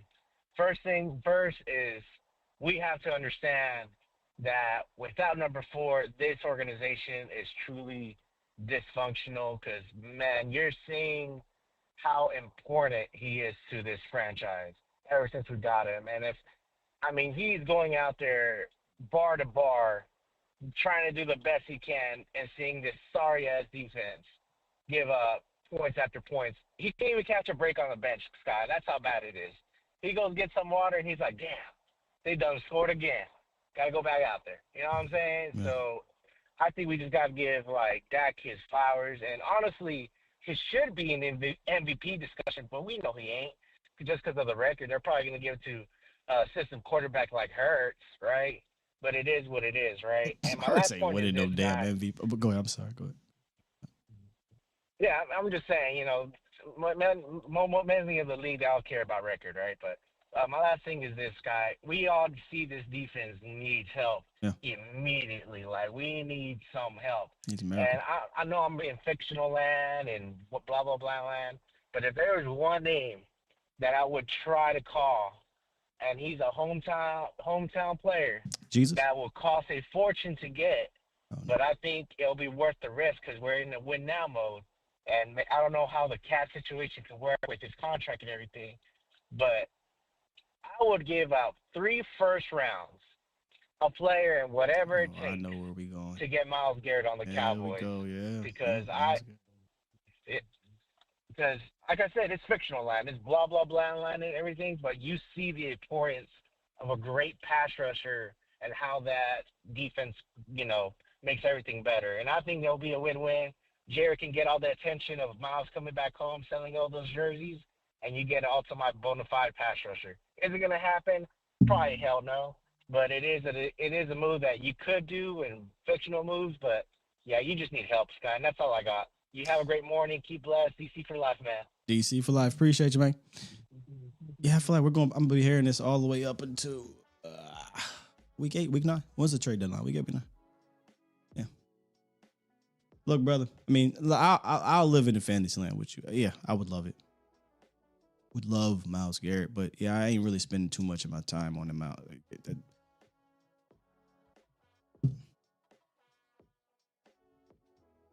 Love it though. All right, let's get JR. What's good with you, brother? Good. How you doing? It's good to hear from you. I don't know if you know who this is.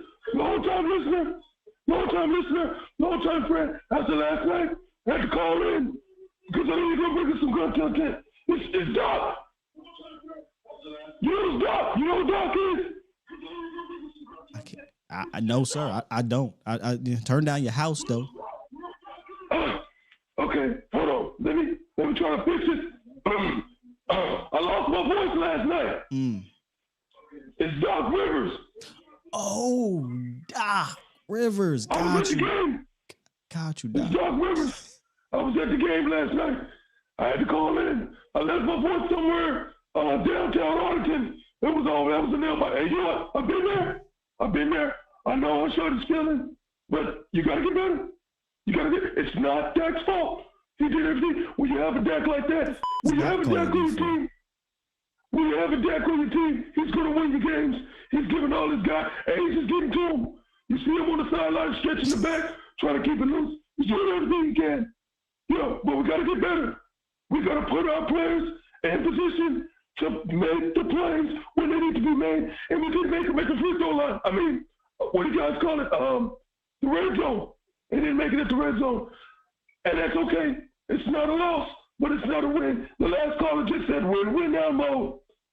We have to win the game to be in win-now mode. So I don't think we're in win-now mode. I think we're trying to build for next season, and looks promising. We got to keep Dak healthy. We get back to CeeDee Lamb. We get back some of our players. I think it's going to be good. I think it's going to be all right.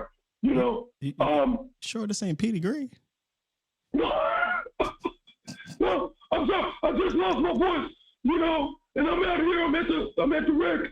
I'm monitoring the senior citizens. I call them my super senior citizens. It's cardio Monday. Joyce, you're going the wrong way. It's clockwise Monday. Take those showers to the locker room. Get the hell on, Doc. Go back to Boston, Doc, or whatever the hell you have now. Get out of here, big dog. Stop, love you. I'll be back. Don't come back. Don't come back. Unless you bring in the chip, and we know that's one thing you know. Hey man, boy, ain't won the chip. Somebody said John Harbaugh is the Doc Rivers of the league, and boy, I don't think I disagree, man. Might be time over there. Might be time. All right, JR, yeah, how about that one? We'll put that one in the tuck. Put that one in the tuck.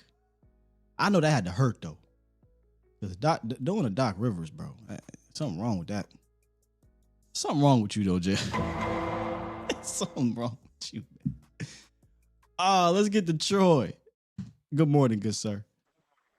Good morning, sir. What did he even say? I don't know. He came in as Doc Rivers, and I don't know what Doc be saying, so it was fitting. Okay. Well, Sky, I stand a little different, man. I look at Ford, bro, and he doing what he doing, bro. And I gotta say, man, Ford don't get to take a play off. He don't get to pull up. He don't get to say this play is not for me. He don't get none of them opportunities, bro. So when I look at the rest of our veterans, bro, and they pulling up and not catching the ball when they supposed to, bro, or you get a punk ass penalty, bro, when you know better, bro. When you know better, bro. Like, there's not a lot of things on this team we can change, bro. We can change that bullshit, bro. We got to decide right now we're going to be champions, bro. We're going to keep being what we are, bro. Those are things we can change, bro. Those were opportunities that we could have changed the damn game. I'm not worried about Sanborn. I'm not worried. None of that shit, bro. When we played against the goddamn Eagles, we had opportunity, bro. And the same bullshit roosted itself. Now, it's coming in different ways and different people now, but these veterans got to recognize their opportunity to change the damn game, bro. Goddamn Pickens had his opportunity to change the game with that catch. Dak don't get opportunity to pull up and say, "Oh shit, I'm about to get hit. I can't throw this one." Hell no, he stood in there and took that lick, bro. Pickens got to catch that goddamn ball. You talking about that slant? Man, come on, bro. Yeah, he might still been running. On, I gotta go back and look at that. That was rough. You see what I'm saying? When we talk about our. I hear you. And I thought you were going to go more so the defensive side, but we're right. In the moment. Well, that too. I'm not done with them. Sam, we play fantastic. Y'all played terrible. You play fantastic on that drive. When we need it, bro. And then at the end of the, bro.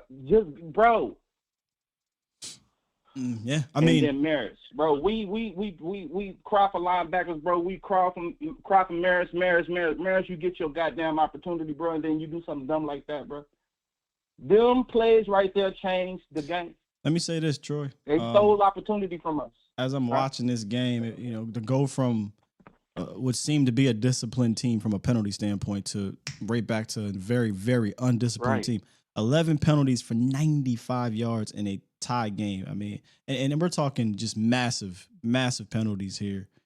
They have to be more disciplined. And it's been kind of 50-50 on that. As part of me is like, oh, well, maybe something is happening in that locker room where, there is some discipline. But then there's also the two other games where it's like, damn, we got 8 penalties. We got 11 penalties. So it's a weird situation there. I hope the hard conversations are happening in the locker room, man. I think Don't get your feelings hurt, bro. Can I have those hard conversations, bro? And the can I tell you why? Need to look at each other first. Can I tell you Don't why? point at these. Can I tell you why I think it's happening? Trayvon Diggs got sat down, and it ain't got nothing to do with injury, from what I'm told. Trayvon Diggs got sat down. Mozzie Smith got sat down to start the year. Jaden Blue is still sitting down. Damone Clark got sat. Like, I do think they are saying, all right, look, if you ain't up to snuff, now we're gonna see what happens with the rest of the dudes. But the problem is defensively, you can't sub out every goddamn people got to play. But I do think there's tough conversations. I believe Shotty when he said, "Yeah, I had a tough conversation with XYZ." Yeah, they probably did because dudes is getting to the bench. They on that pine. Will it change their mind? We'll see. Hey, those tough conversations need to happen between Shotty and the defensive coordinator too. Sound like they. If you go listen to one of his pressers, it was very interesting how he put it. Shotty, that is. It sounded like they had that conversation too. Problem is, Shotty don't play defense. He don't call defense. So you can talk all you want to do like Flus. I don't think he's going to change who he is, and that's what I was trying to tell. Whatever platform I was on, I'm like, look, I'm gonna say it like Nick Saban.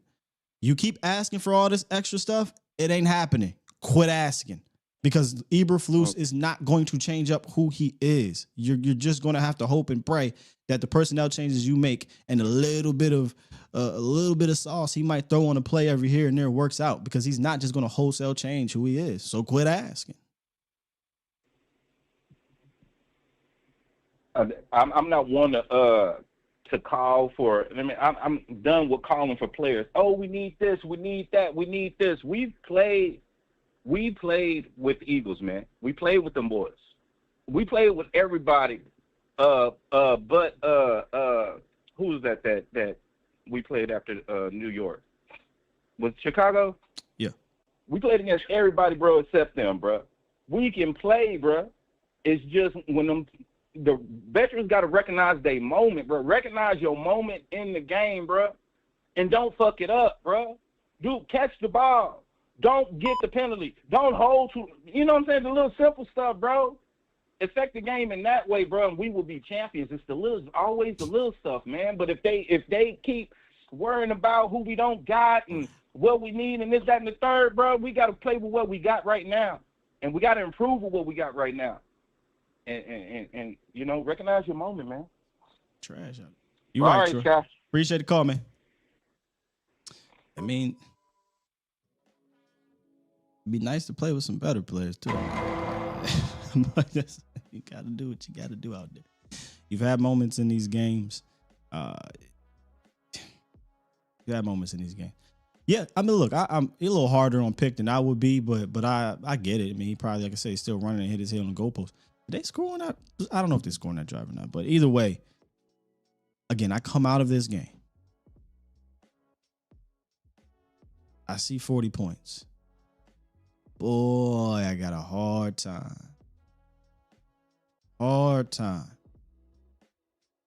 Having any vitriol on the other side of the ball. We're going to talk about it, right? Frustration because you got to be perfect.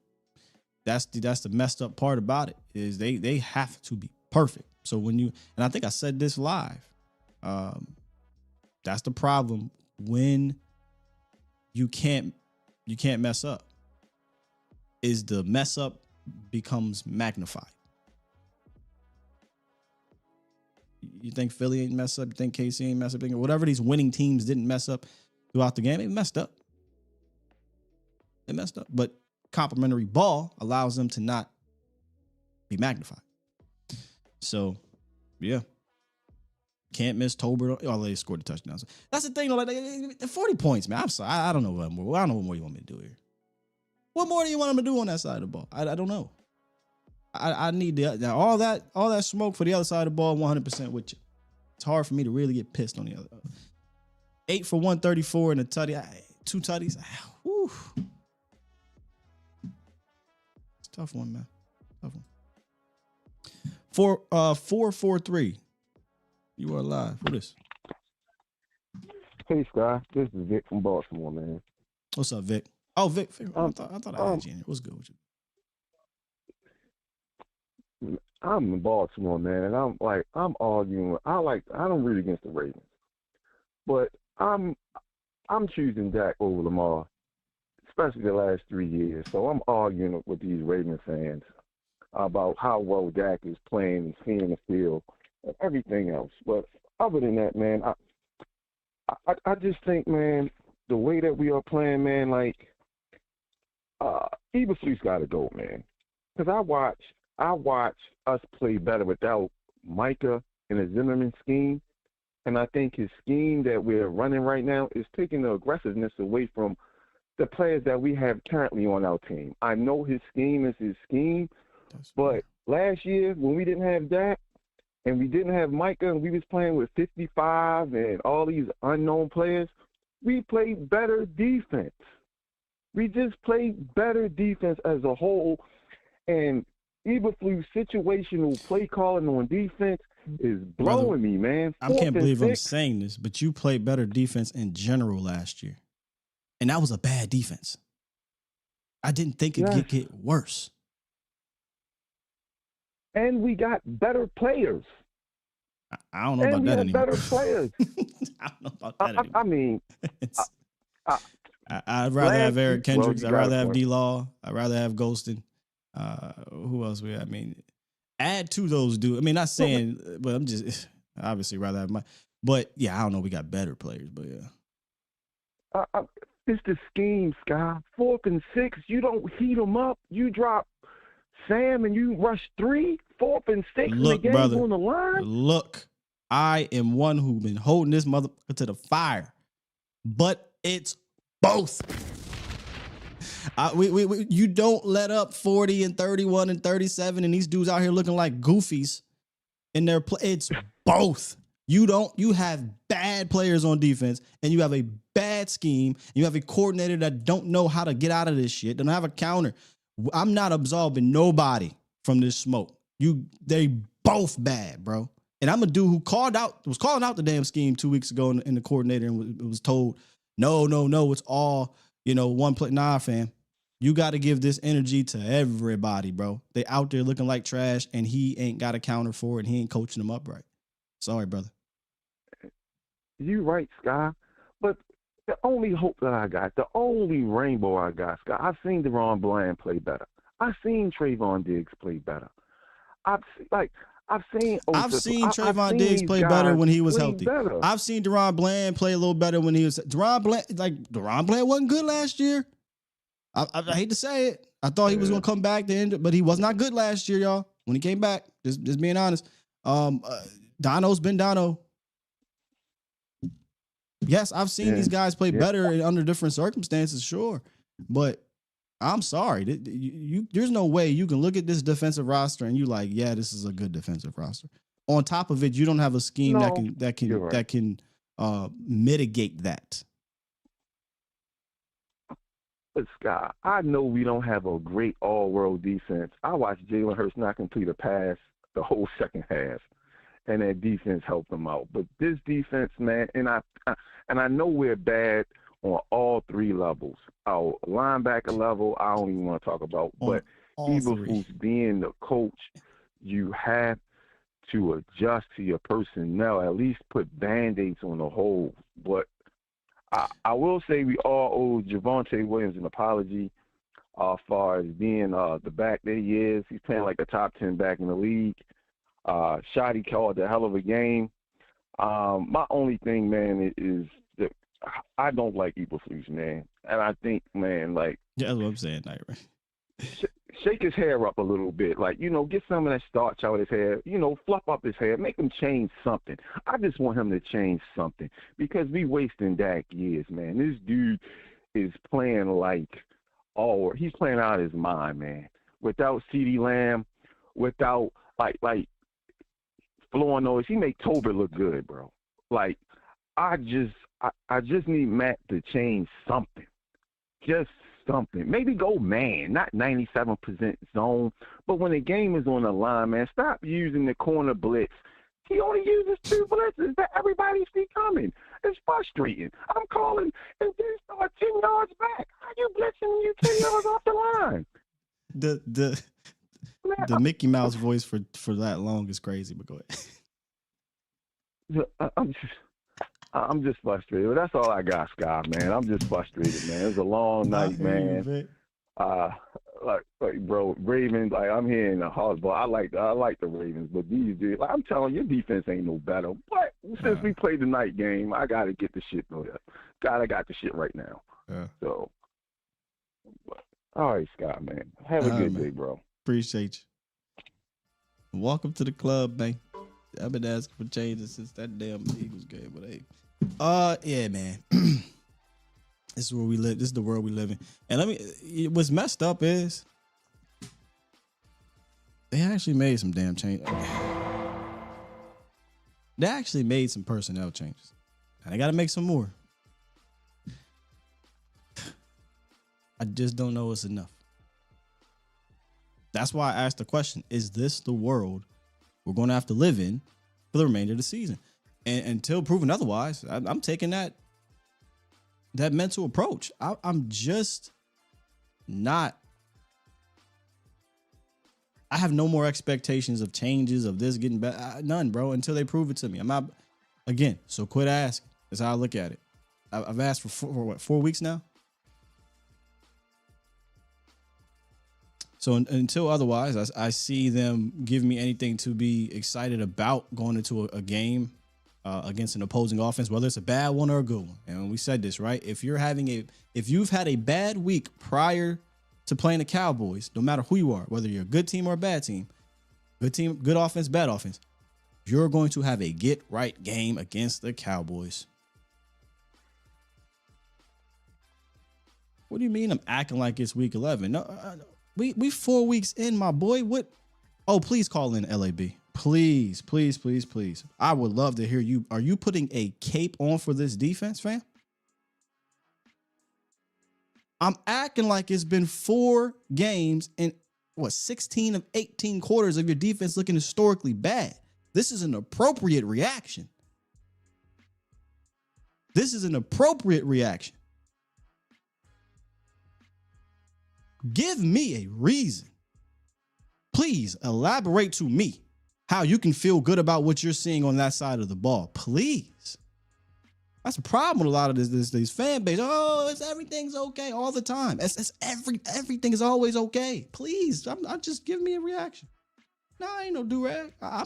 Maybe I'm missing something. Maybe I'm not seeing things right. Maybe I look at 40-40 and I'm like, you know what? That's all good. We better. Give me one. Give me something to feel good about being the 32nd ranked defense.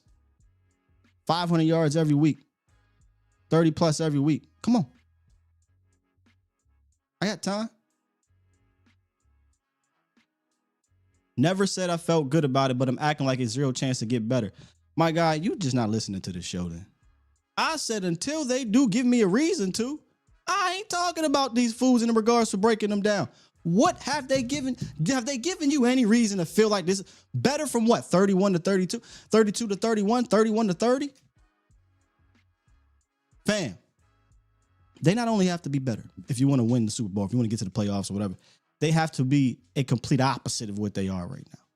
And until I see them give me any hope, how can I say I'm not about to sell y'all some bullshit? That's the problem. You want me to make you feel good. I'm sorry, bro. I can't make you feel good about that side of the ball. I'm keeping it a bean. It's been trash. I always want to feel good. Nah, they need to earn that. Yeah, you're on the wrong channel if you're looking for the rah. Everything's okay. If you've been around for a while, you know damn well that ain't me. We gonna call it how we see it.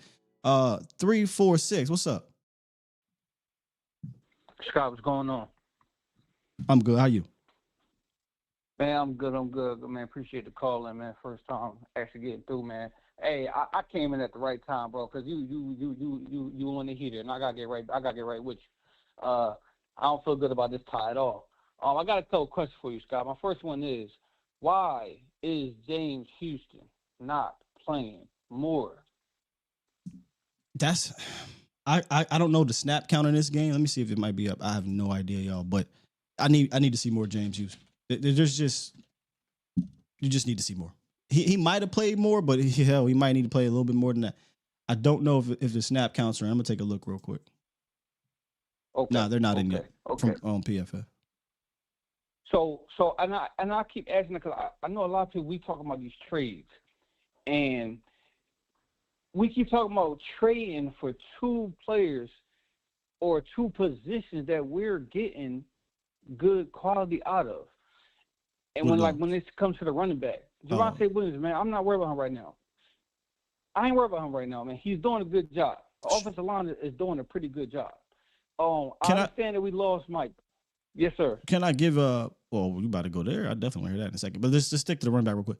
I get the understanding for wanting to bring in another running back, though, because Javonte Williams needs a running mate. Now, do you need to go out and trade premium picks? Nah. Do you need to? You could probably sign somebody's running back off their practice squad to keep it a bean. But I do understand the want to add an additional back to the, especially now that Sanders is likely, he got hurt. I don't know how long he's out, but he got hurt and left that game. But I actually get the running back want. Just I don't think you need to trade for some crazy player, trade up crazy picks. Like I don't think that's necessary.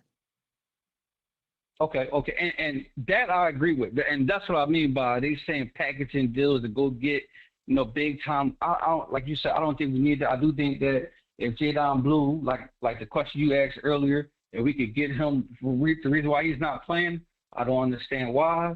Hopefully we could get him acclimated with this injury. I wish Phil could be available. I think he could give us something as well. But this is where I wanted to go at. And Scott, I want to ask you a question. My second question. Am I wrong for being happy that Malik Hooker got hurt? Oh, dog. Yes. Yes.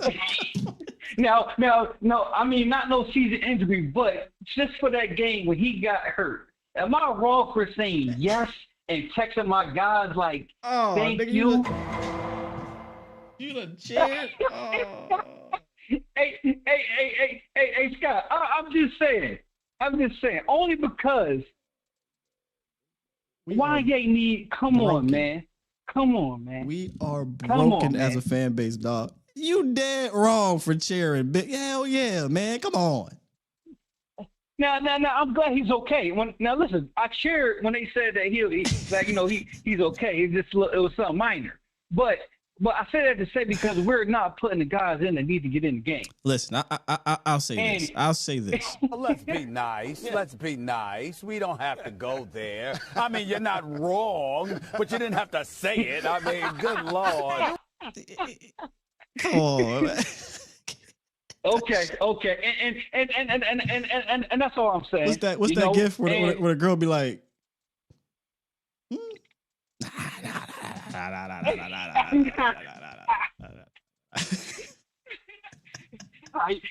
you said it, but you was thinking it. That's all I'm saying, Scott. Oh, come on, man. Put that bad juju out there, man. Go ahead. No, I'm glad, but yeah, I'm glad it's good. But me personally, I've been saying it all year. It's to me the safeties, are just more at fault than I believe any position. We keep not. I can't remember last time we had a safety that can cover, not just come up and hit. Cover safety, a safety that can sideline to sideline kind of safety, and we've been getting now. To me, that's where Micah or pass rush has really has hit in the holes in our safety game. I can't blame everything on Eberflus. I think that service level for us to blame it on our DC. I think it's both. What can he really do? I mean, but what can he really do, Scott? When you think about it, we're not getting pressure, so I got to zone. But I can't go man. I'm not absorbing him, bro. Hell no. No. That's why. Now this is the opposite of the other guy. The other guy was like, I'm blaming all on the coordinator. Now you blame it all on the. No, you don't need. This is the problem we have in our fan. We always have to just put blame on one thing in this organization. Now, unless you're talking about that damn crypt keeper up there, then all right, and his family, then cool. But other than that, nah, bro. This is beyond one specific reasoning. So I can't let you do that. I can't let you say it's just Eberflus or it's just the players. It's both of these dudes, or both of these situations. Point blank, period, man. Yeah, yes, sir. Yeah, now, I wasn't blaming it all on. I wasn't. Sounded to me like you was absolving him of blame. No, not at all. Remember, I went to the positions first. I went to the safeties first, and I was talking about the D line. Then I went to him. But I was saying, like the other guy blaming it all on him. I just want to say I can't blame it all on Eberflus. That's all I'm saying. When you watch us play, I mean, what it don't. It's like damn if you do, damn if you don't. You call zone all game. I get it. But when you down both your corners and you're not getting no pressure, you can't really play man. Now I know you might have played a little bit too, Scott. We know this. Yeah, both. If everybody can't play man. If you got both safeties that can't play man, you can't play man. it's going to get real ugly. Guys, like that's going to get even more bad. Let's just get rid of this man thought. Like the reason why I'm not even like going crazy about the man stuff no more is because like I keep telling y'all, it ain't happening. I don't care if he had the best man corners of all time. We have to just make sure you put this in your head, bro. He is not a man coordinator. He proves it to you each year. I'm not blitzing, and I ain't running a whole bunch of man. We're going to play a bunch of zone. Mm-hmm. So, like, don't expect that to change all of a sudden. That's why I said, like, I'm not even getting up in arms about him changing schematically. It ain't happening, brother. Like, it's just not going to happen. Yeah. So, in my head, I'm like, put the motherfuckers out there that fit then. Now, if you don't have any of those dudes, that's where you need to go get those dudes up front office. Right? Because I ain't ready to give up on the season. I know everybody is, but I'm not. So just go make it happen. Now, they should have did this coming into the year. You can't go get 8 players in free agency and trades now. But, man, I don't have the answers like I said, Sway. I don't have the answers. But we have to try something. Yeah, so last thing I'm going to get out of here, Scott, I appreciate it. Last thing if I'm trading, you know, I know I keep talking about these safeties, but if I'm trading, I'm going to go get a safety, man. Let me see if I can go get a Buda Baker. Let me see if I can go get Micah Fitzpatrick over there from Miami. Man, just give me a safety, man, that could cover, that could be a game changer, that could be a playmaker, or start to, you know, that's all, man. That's all, man. Give me some better safety to play, man. Wilson ain't doing it. Hooker ain't doing it. Let's go get somebody that could cover. Get me better everything play, but yeah, one step at a time. I guess one step at a time. Definitely when it's out there, bro. Justin Simmons is out there. I need to know what happened. Oh my God! Like, what did he do to somebody? Like, what is happening? Justin Simmons just sitting on the street, man. Meanwhile, we running out. I know Malik, but all right. I appreciate the call. Good stuff right there. Yep. Appreciate you, Scott. Yep. Yes, sir. He ain't lying. I think I wonder. Let me say this. I shouldn't say I think because I believe this for me, but I can't speak on behalf of all of Cowboys Nation. I want to take the temperature though, because I know there were fans already came to the season like, man, this season's done. Like, fair enough. You this really doesn't pertain to you. The people that are more so weren't out completely on the season, but weren't all like, Cowboys about to do X, Y, Z. Like, would you rather them do nothing? Or would you rather them try to make some type of moves to fix this situation defensively? Would you rather them do nothing? Or would you rather them try to, whether that's a trade of some sort, whether that's signing free agents, what have you? Y'all know where I stand. I've made this very clear. I'm sick and tired of next year. I'm sick and tired of looking to 2-3 years down the line. I'm just sick of that. You know what I mean? You can't sell me on, Sky, this line when it grows by 2029, we're gonna. I don't care. I'm trying to win, and I'm not even saying you're gonna win the Super Bowl, but I want to put ourselves in position to compete in that tournament. Somebody trying to get in? We ain't doing nothing. Let's try to stretch it to 2 hours a day, because I do think there is a very I think it's split down the middle from what I've seen on Twitter. There's people that legitimately say, why? You suck. You're not going anywhere. Just save your assets. And you know what? It's not like I can fight you. You know what I mean? Because if you believe we're not going nowhere and the way it looks, you ain't. Just basically why waste assets, waste finances, waste whatever. I mean, I'm not going to fight you. Cowboy P, come on in. I'm not. Don't give me your whole number, but what's your number start with? Okay, let's see. No point in trading for anyone. The Fluke's still here. See, yeah. I mean, I be trying to replace someone every day. F them picks, make a move. This is where I think we're at. I think we're right in the middle. Nothing. Get the higher pick position. Oh, now we on tank mode, Gotti. Troy, why we always need another guy? So that's a different take on don't do nothing. So don't do nothing because why we need another guy? I mean, because you need another guy because you don't have good enough players. Matt said, do something to win now. Brother Hell said, our do something and their do. Ooh, that's fair. Our do something and their do something are two different things, guy. You ain't never lied. Marty said, to be honest, the goal, it has to be the Super Bowl. That's what it is for me. But Common Sense Lab, do more than something. Here come Troy. Troy led his front office. The front office slander has to stop. Troy, you're not winning that one, brother. I can tell you that for sure. You the only one. You ain't the only one. You're one of few who ride and die for this whack ass front office. We got 3 winnable games next. Buddha. Past me would be like, yeah, 3 winnable games. Now me like, let's just take it one game at a time, brother. You should have lost to the Giants. You did lose to the Bears. I don't know what the hell that was last night. Just give me just one game, one quarter at a time. I ain't looking at nothing on this schedule as winnable jack shit. Because if I'm the other team, I'm looking at the Cowboys. Oh, that's winnable.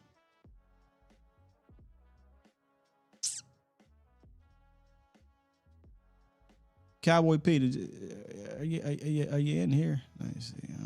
Don't put your whole number. Just give me the first 3 so I know it's you. I don't see it though. Oh yeah, there you go. All right, I'll let Cowboy P up in here right quick. Cowboy P, you said you wanted to rap. What's up, man? Yeah, I was just wondering. I came in late on your stream. I just want to talk about that last possession and when we didn't score a touchdown, we kept throwing the ball and it didn't run the ball in any time. It was we went for 3 knowing that defense was toe up. I ain't understand. We ran it. It's just we didn't run it multiple times in a row. We did run the ball. He only got like 1 yard, maybe no yards, but I would have liked to see one more run at the least, and then third down, put the ball in the guy that's been shredding that defense up. That was my big thing about that possession. Like, at least run it twice. They didn't run it twice to me. Yeah, that kind of threw me off. And on defense, I don't know what y'all said, but Jack Sabon, oh my God, man. He like 3 You mean our behind. brunch spokesperson? Huh? Nothing, my bad. He sponsors, he's like our spokesperson for these work boots because that's exactly what he's out there playing in. My cleats, my calls, sponsored by Brunts. But go ahead.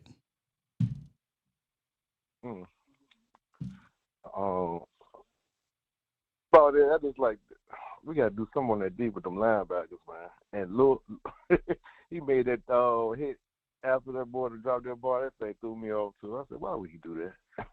I saw somebody on Twitter say, "Oh, that's a soft call." My guy. Nah, he was dead wrong for that. Hey, he had time to do the hokey pokey and turn himself around and walk his ass up out of there. He elected to hit him, but Yeah. But I was all right with George Pickens showing up, and that boy running that rock number 33. I'm loving it. That's all I want to get in with you, man. Just want to get that off my chest. This was my first time calling. I love your show too, bro. Thank you, man. Appreciate you calling in, man. Look forward to hear you some more. All right, you have a good one. All right, so we got Martise snuck up in here too. We're gonna end it on Martise and read these super chats. We're gonna get up out of here. Good morning, Martise. Yo, good morning, bro. So I want to throw 2 things out real quick. One, once we traded, the player, people don't, he's hearing his name, Voldemort. Right? Once we traded that guy, right? Yeah, or as I'd say, Pike of Martians, right? Once we traded that guy, got Kenny Clark, that looked good. And we started to see the defensive style of Eberflus. I already was like, this is going to be terrible, as everybody is calling out now. Bengals from last year, Dak's special, Dak's different, but there's no support to carry him or to help him where he's not going to have to carry every single game and pretty much be perfect for us to win, right? That's not reasonable. It's not sustainable. It's not even reasonable thinking, hey, I got this player and we have to play teams that are simply going to be better than us. It just is what it is. And I need him to play at a nearly perfect level to get a tie, bro? Like, what? Nearly perfect game and I get a tie out of it. So my slight disagreement, I know we're all frustrated and tired of not winning. My slight disagreement with the just trade picks policy is we gave up the third already. We won't have one. If there's no player that you're reasonably going to get at this point who's going to be able to come and like legitimately walk in the building and we say he's a starter, period, he's better than the other guys you got, and you're not giving up a second. So at that point, you're not wrong, Martise.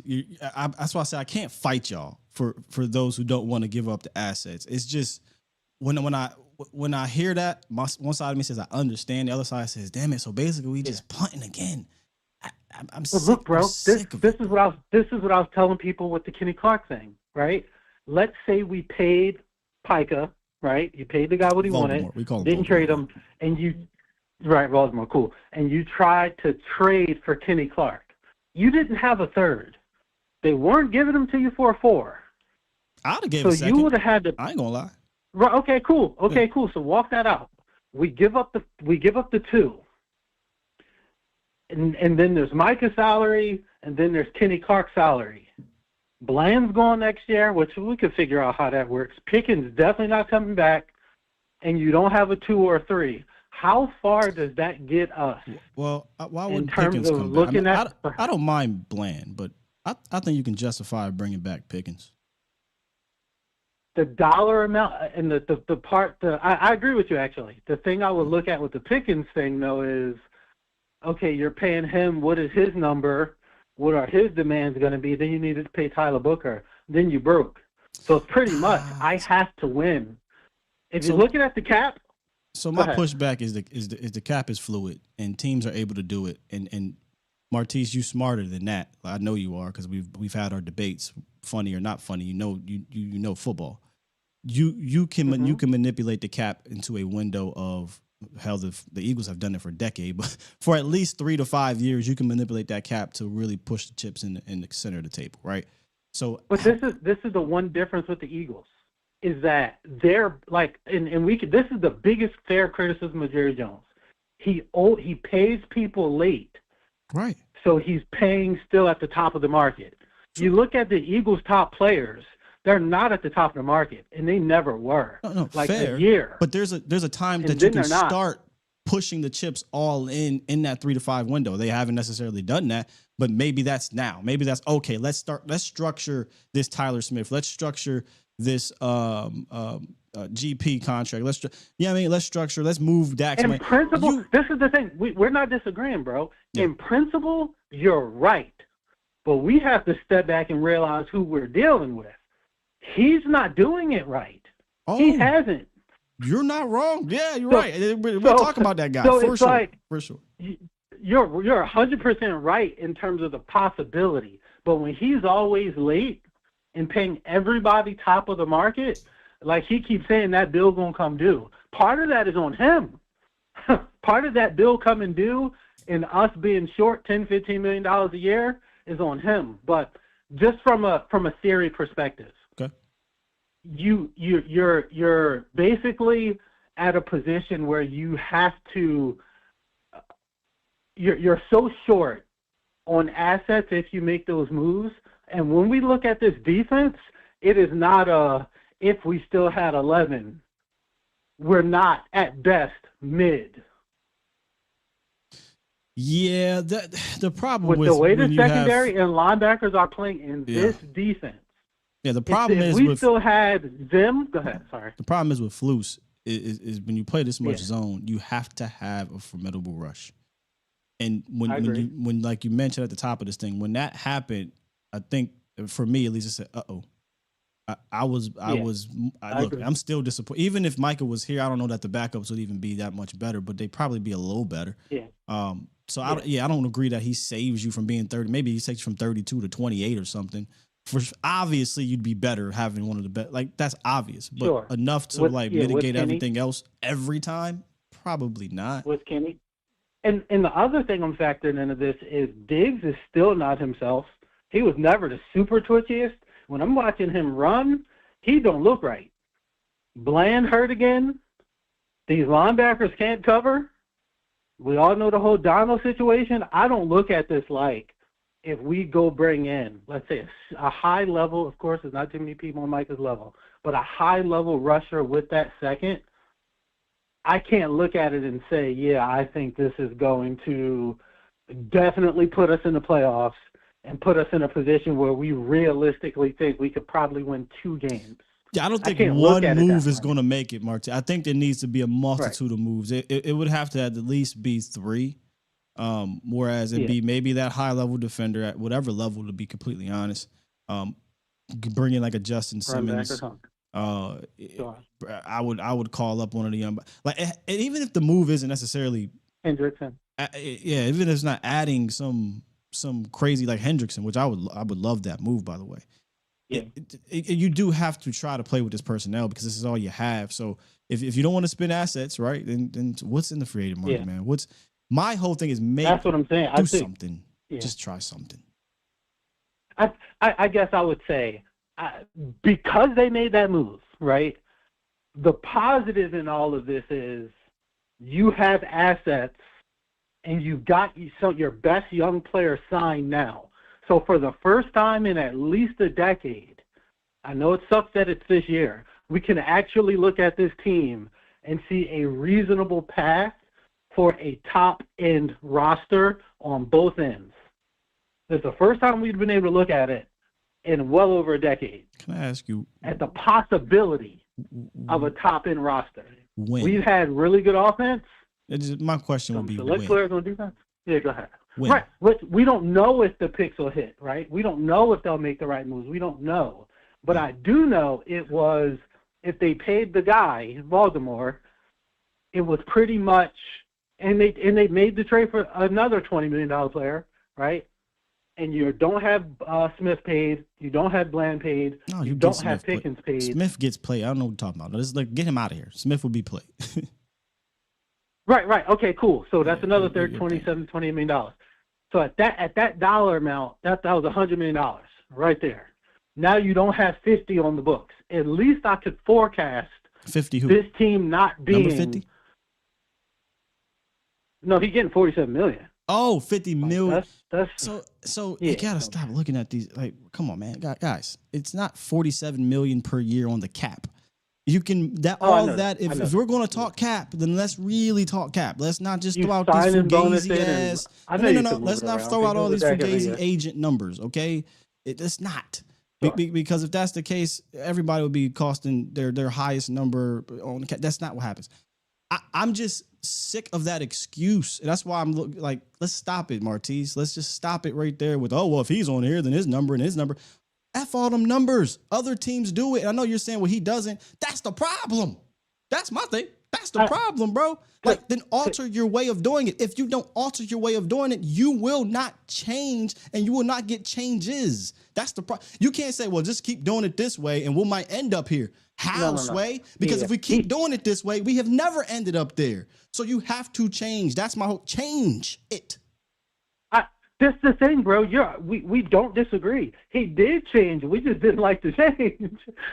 He finally, for the first time in either of our lifetimes, traded a superstar player. He's never done that. No, that's not what I'm saying. I mean, you had Herschel. I'm talking about when you said signing up guys earlier so you can have all this extra cap and make all these extra moves. Oh, yeah, got do that. That. He's got to do that. Do that. Because if you're saying he doesn't do it, so we just continue to do this same damn thing, and then, which he signed some of these mid dudes earlier or whatever, or these not top tier. It ain't even really necessarily about that. They are bad at managing the cap, period. The only thing they're good at with the cap is being cheap with the cap.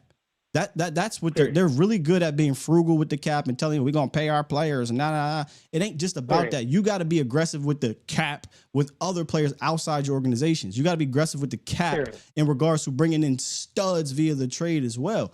So it's not just about paying the Deron Blands earlier, paying the Terrence Stills earlier, or the Trayvon Diggs. Like we know they gonna do that.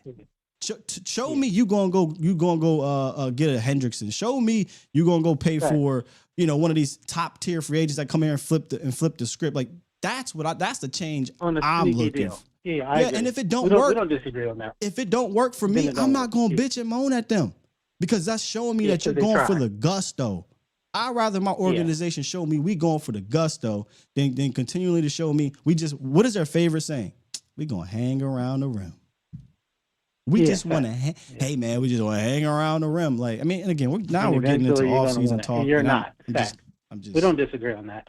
You damn right I want it all, Troy. You damn right I want it all. How can I sit here and be satisfied after 30 years and not want it all? I want to win a fucking Super Bowl, man. I want to win the Super Bowl, and I'm sitting here watching these other organizations be super aggressive to do it. And people like you, are so conditioned to just be, it's okay. We gotta hope our fourth string tackle steps up and our fifth string cornerback and our backup set. We don't need players. We don't need coaches. Why are we blaming the front office? Because that's the only constant after 30 years. I'm sorry. I want it all. I'm sorry. Give me Howie Roseman. Give me my man in Les Snead. Give me my man in Kansas City. Yeah, give me the dudes that wants it all. I want my general manager to want it all. What happened to the gambler?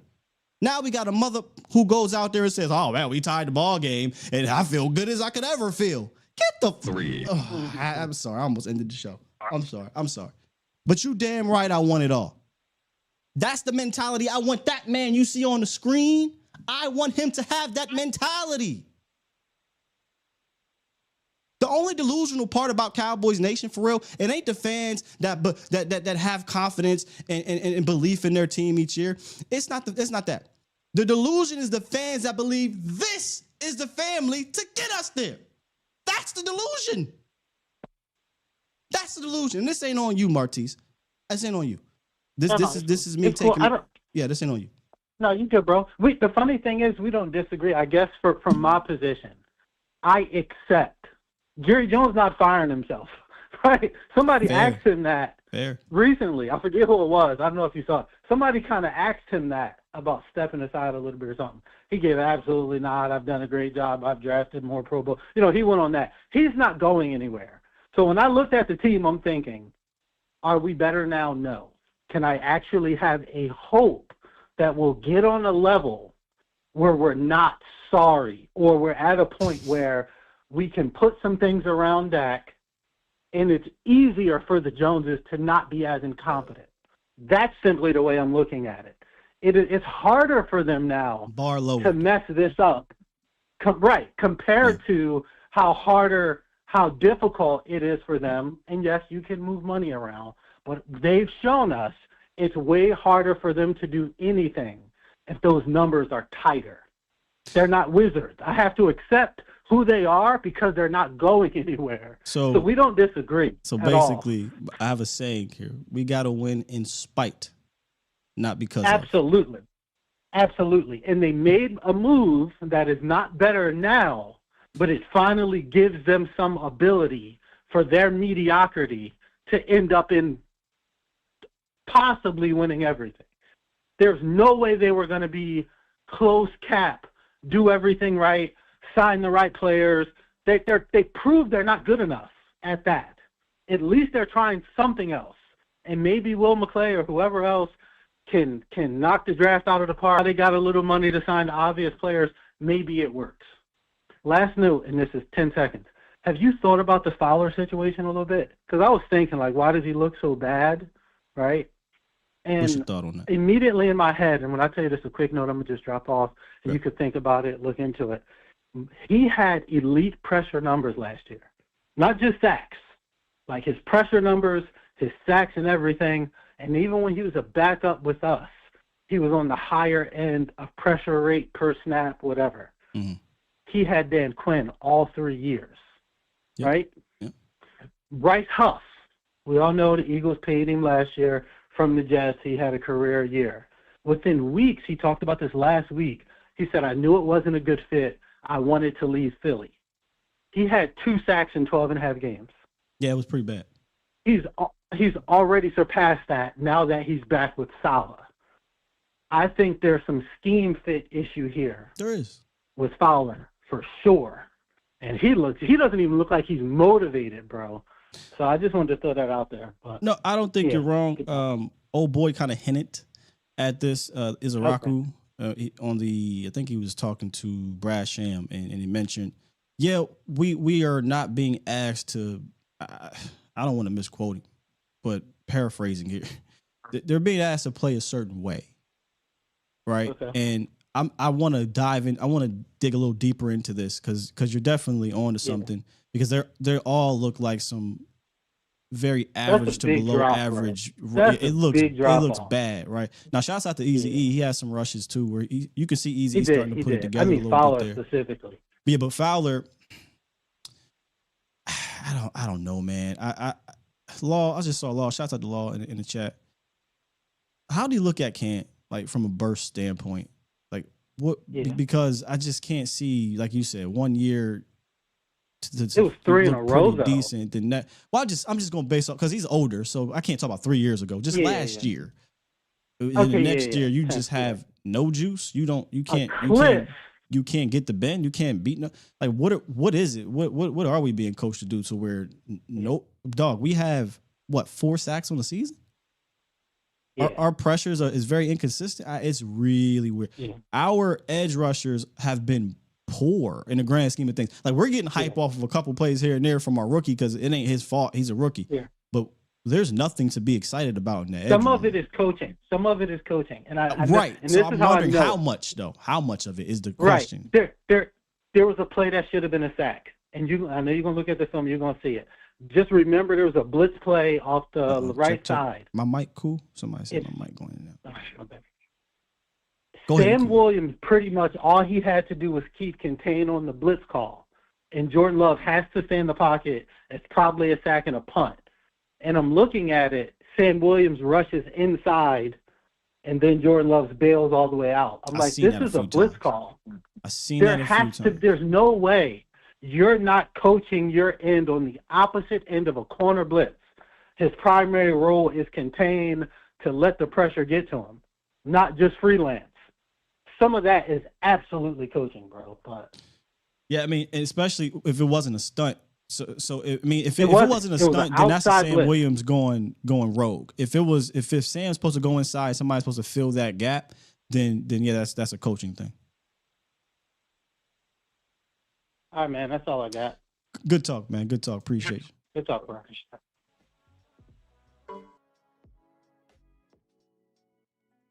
I ain't got the answer, Sway. But neither do the Joneses. You think I'm let you put a cape on for them guys? Yeah, all right, bro. And I don't even like talking about them during the season. But like I said, when y'all want to talk about it, yeah, I'll give them the smoke. I'll give them the smoke. Maybe the older fans, maybe y'all hold a special place in your heart. Yeah. They don't hold no special place in my heart.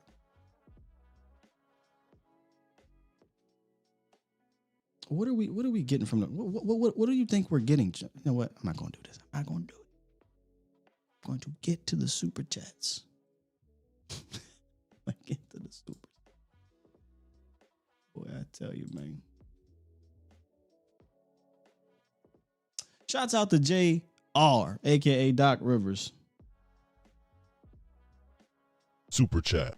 Dropped the dub. Says Sky, I lost my voice yelling at Leofow for both of his hits. Which one? The good ones, the bad ones. Our issue is one of, I'll say, but our issues is linebacker. Do we upgrade through trade or draft? Also, over under Jaden Blue dresses. How did you see Mozzie? I have to go back and look at that. Did Terrence get benched by Nathan Thomas? All right, so our issues linebacker, it's one of them. One of many, in my opinion, on the defense side of the ball. Do we upgrade through draft or trade? Probably draft. I'm pretty sure that's the route they're going to go. Over under Jaden Blue playing? brother. I need to ask what's happening there. I did not see Mozzie in the sense of I saw him out there, but I did not go back and watch. This is one of the positions I got to go back and watch unless you're making crazy plays and you stand out. Did Terrence get benched by Nathan? So they rotated. They were doing a rotation in that situation. And I'm not a big fan of rotating the tackles, but I think they wanted to see what Nate could do with the bullets flying. Because didn't go back and watch, but it didn't seem like Terrence was playing bad to start the game. I think they had a plan to rotate. And eventually took over for old boy on the other side. Jamal Halton, appreciate you. He dropped 10. Super chat. He said, I would trade for a linebacker that fits the timeline of success, but still helps our future. That said, the NFL linebacker play is weak, so I don't know who's giving up one. That's like when people are like, oh, we trade for a tackle or an elite pass rusher. Who's giving those away? Yeah. I mean, there's probably backers out there we don't even know that fit. That's where your personnel department have to come into play. Again, a lot of this should have been addressed, I think, during camp if you saw something wasn't right. Right? Like if which is weird because Maris played a lot, but if you felt so bad about Maris to the point he can't get out there. Now he got out there this week because you sat down Clark. To me, I'd have been in camp like 8. We might want to, wrong. Obviously, I thought some linebackers would play better, but and it's not like you actually had a whole bunch of future in that room, high end talent in regards to longevity because you signed Sanborn a 1-year deal. He ain't a high end talent. He was a guy that knew the system that you hope could be a bridge till you get one of those guys. Murray's on a 1-year deal. Clark's not their guy. He's also a 5th round guy, but could have been neck. Even Shamar James, who we like, but 5th round. So it's not like you got dudes in there where you had these high end guys that you couldn't go out and get better dudes, or it was you had a long term answer. You didn't have a long term answer there. You hoped you had a short term fix. You ain't got a short term fix nowhere. By the way, question: Who brings those guys in? By the way, do they sign themselves? Do they scout themselves? Is there like a department in the Dallas Cowboys headquarters that does those things? Or are they just the players call the Cowboys say, "Nah, I want to come. I'm playing for y'all." That's what's happening. Huh. You would think that's how it happens. Text Rob dropped 5. Super chat. Appreciate your text. He dropped 5 and said, This is how great Dak can be when he has a running game to complement his passing game. Having good receivers helps too. Yeah, for sure. Every quarterback would love to have a complimentary, and that's the thing about the run game. I just needed it to be complimentary. It's actually even more efficient than that. By the way, shouts out to, I'm going to keep shouting out Clayton Adams. There's a stat out there somewhere. That's a Clayton Adams stat. This is a Clayton Adams result, in my opinion, and that's with all due respect to Javonte Williams. He's having a very efficient season. I think this run game, and let me shout out Shotty too, because he's taking a balanced approach.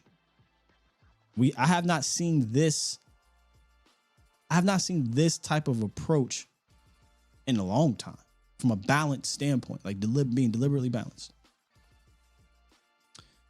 Mike Harris dropped 2. Appreciate you. He said, we just need the defense to hold. We just needed the defense. Oh, I thought you said to hold them to 40. We just need the defense to hold them for 43 seconds. We needed the defense to hold the Giants 33 seconds. We needed the defense to hold these 43. Wash, rinse, repeat. Jay Scruggs dropped 5. GPS to get out of bounds at the 2. 41 seconds, too much time. Too much time for a defense, sadly. See, that's what I mean, Jay Scruggs, what I said earlier. We have to nitpick dominant performances on that side of the ball because our defense is so bad.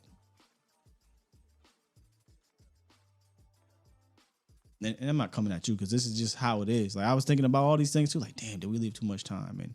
And damn, should we have did this and did that? We put up 40, bro. Your quarterback went crazy. Coordinator was dialing it up. Your O-line held one of the best pass rushers in the league. Figuratively and literally, but I don't care. Get it done. Your run game was efficient. You put up 40.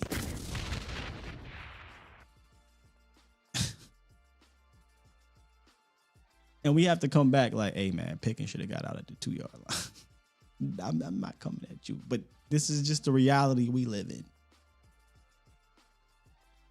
This is the reality that we live in. You got people calling out a 40-point offense, not you, other people.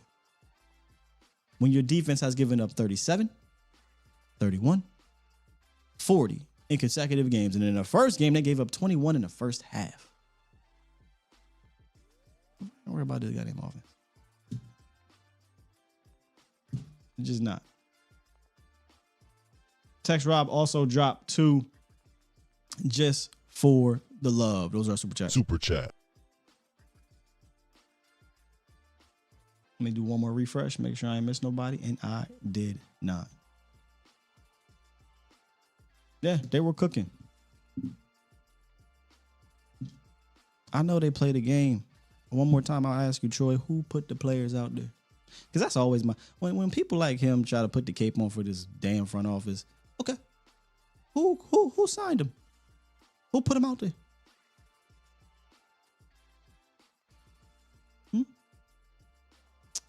Or who didn't sign some players, or who didn't bring in certain players? Let's just make it elementary for you. Jumper Cam, appreciate you dropping 5. Super chat. Drummer Cam said, this team reminds me of the Romo era. I said this yesterday, too. Offense is efficient at times, deadly, and your defense constantly lets you down. Romo era from a longevity standpoint, but you know what's crazy? And again, I almost tweeted, but I stopped myself because I'm like, well, you know what? Why do we got to go back to the Romo era? This has happened in the Dak Prescott era multiple times. Who hires the coaches? We can make this, we can just keep it simple and elementary.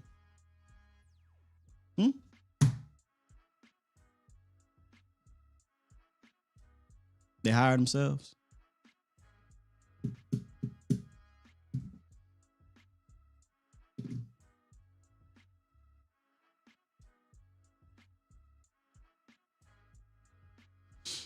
We out of here, man. All right, do me a favor on the way out. Good stuff today. I'm going to go. See, sometimes you got to be inspired by your peers. And I am inspired by my brother Vach, who is alive right now over on the break. Is Law alive yet? Law usually live by now. No, not live. Not that you guys need me to go do a sky raid or what have you, but let's go over there. Are they still live? Y'all let me know if they're still live. Yup. Let's go raid the chat real quick. Let's go raid the chat. Shouts out to Vach. The famous Vach raids. We over here. Troy works at the stadium. No, Troy work in the front office. That's where Troy work at. Shouts out to Troy. If I didn't have somebody like Troy, I wouldn't be able to fire off these front office takes for y'all. So shouts out to him. Head on over. Support Brother Vach. Support Brother Brian with the golden phone. Crown Global Media. On the way out, y'all. Please do that for me, if you will. Shouts out to Sleeper, the #1 fantasy app. And shouts out to Mando. Make sure you use my codes on both. Steele, STEELE. And we'll be back Wednesday. Hopefully tomorrow, me and Tuai will talk more about this game, and I'll drop that for you tomorrow. I might have my drive of the game today too. I didn't do it last week, but I might do it this week. With that said, I already know she cussing me out over here. What I mean by she, I mean her. Push the goddamn button. Push the goddamn button. All right. Nah, not that one. This one.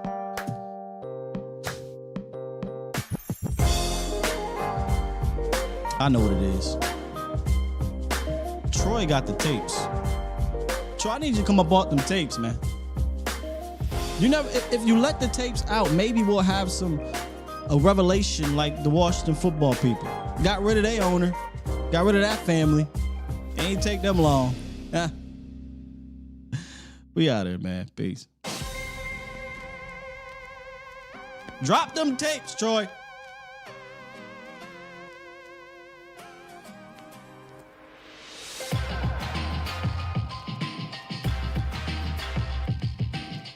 Somebody hit up TMZ, see if they can pay off Troy.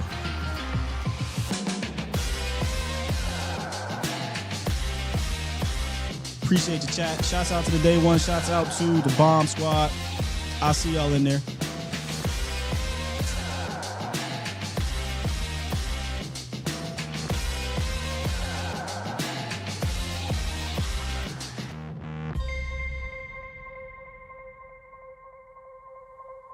Bomb Squad!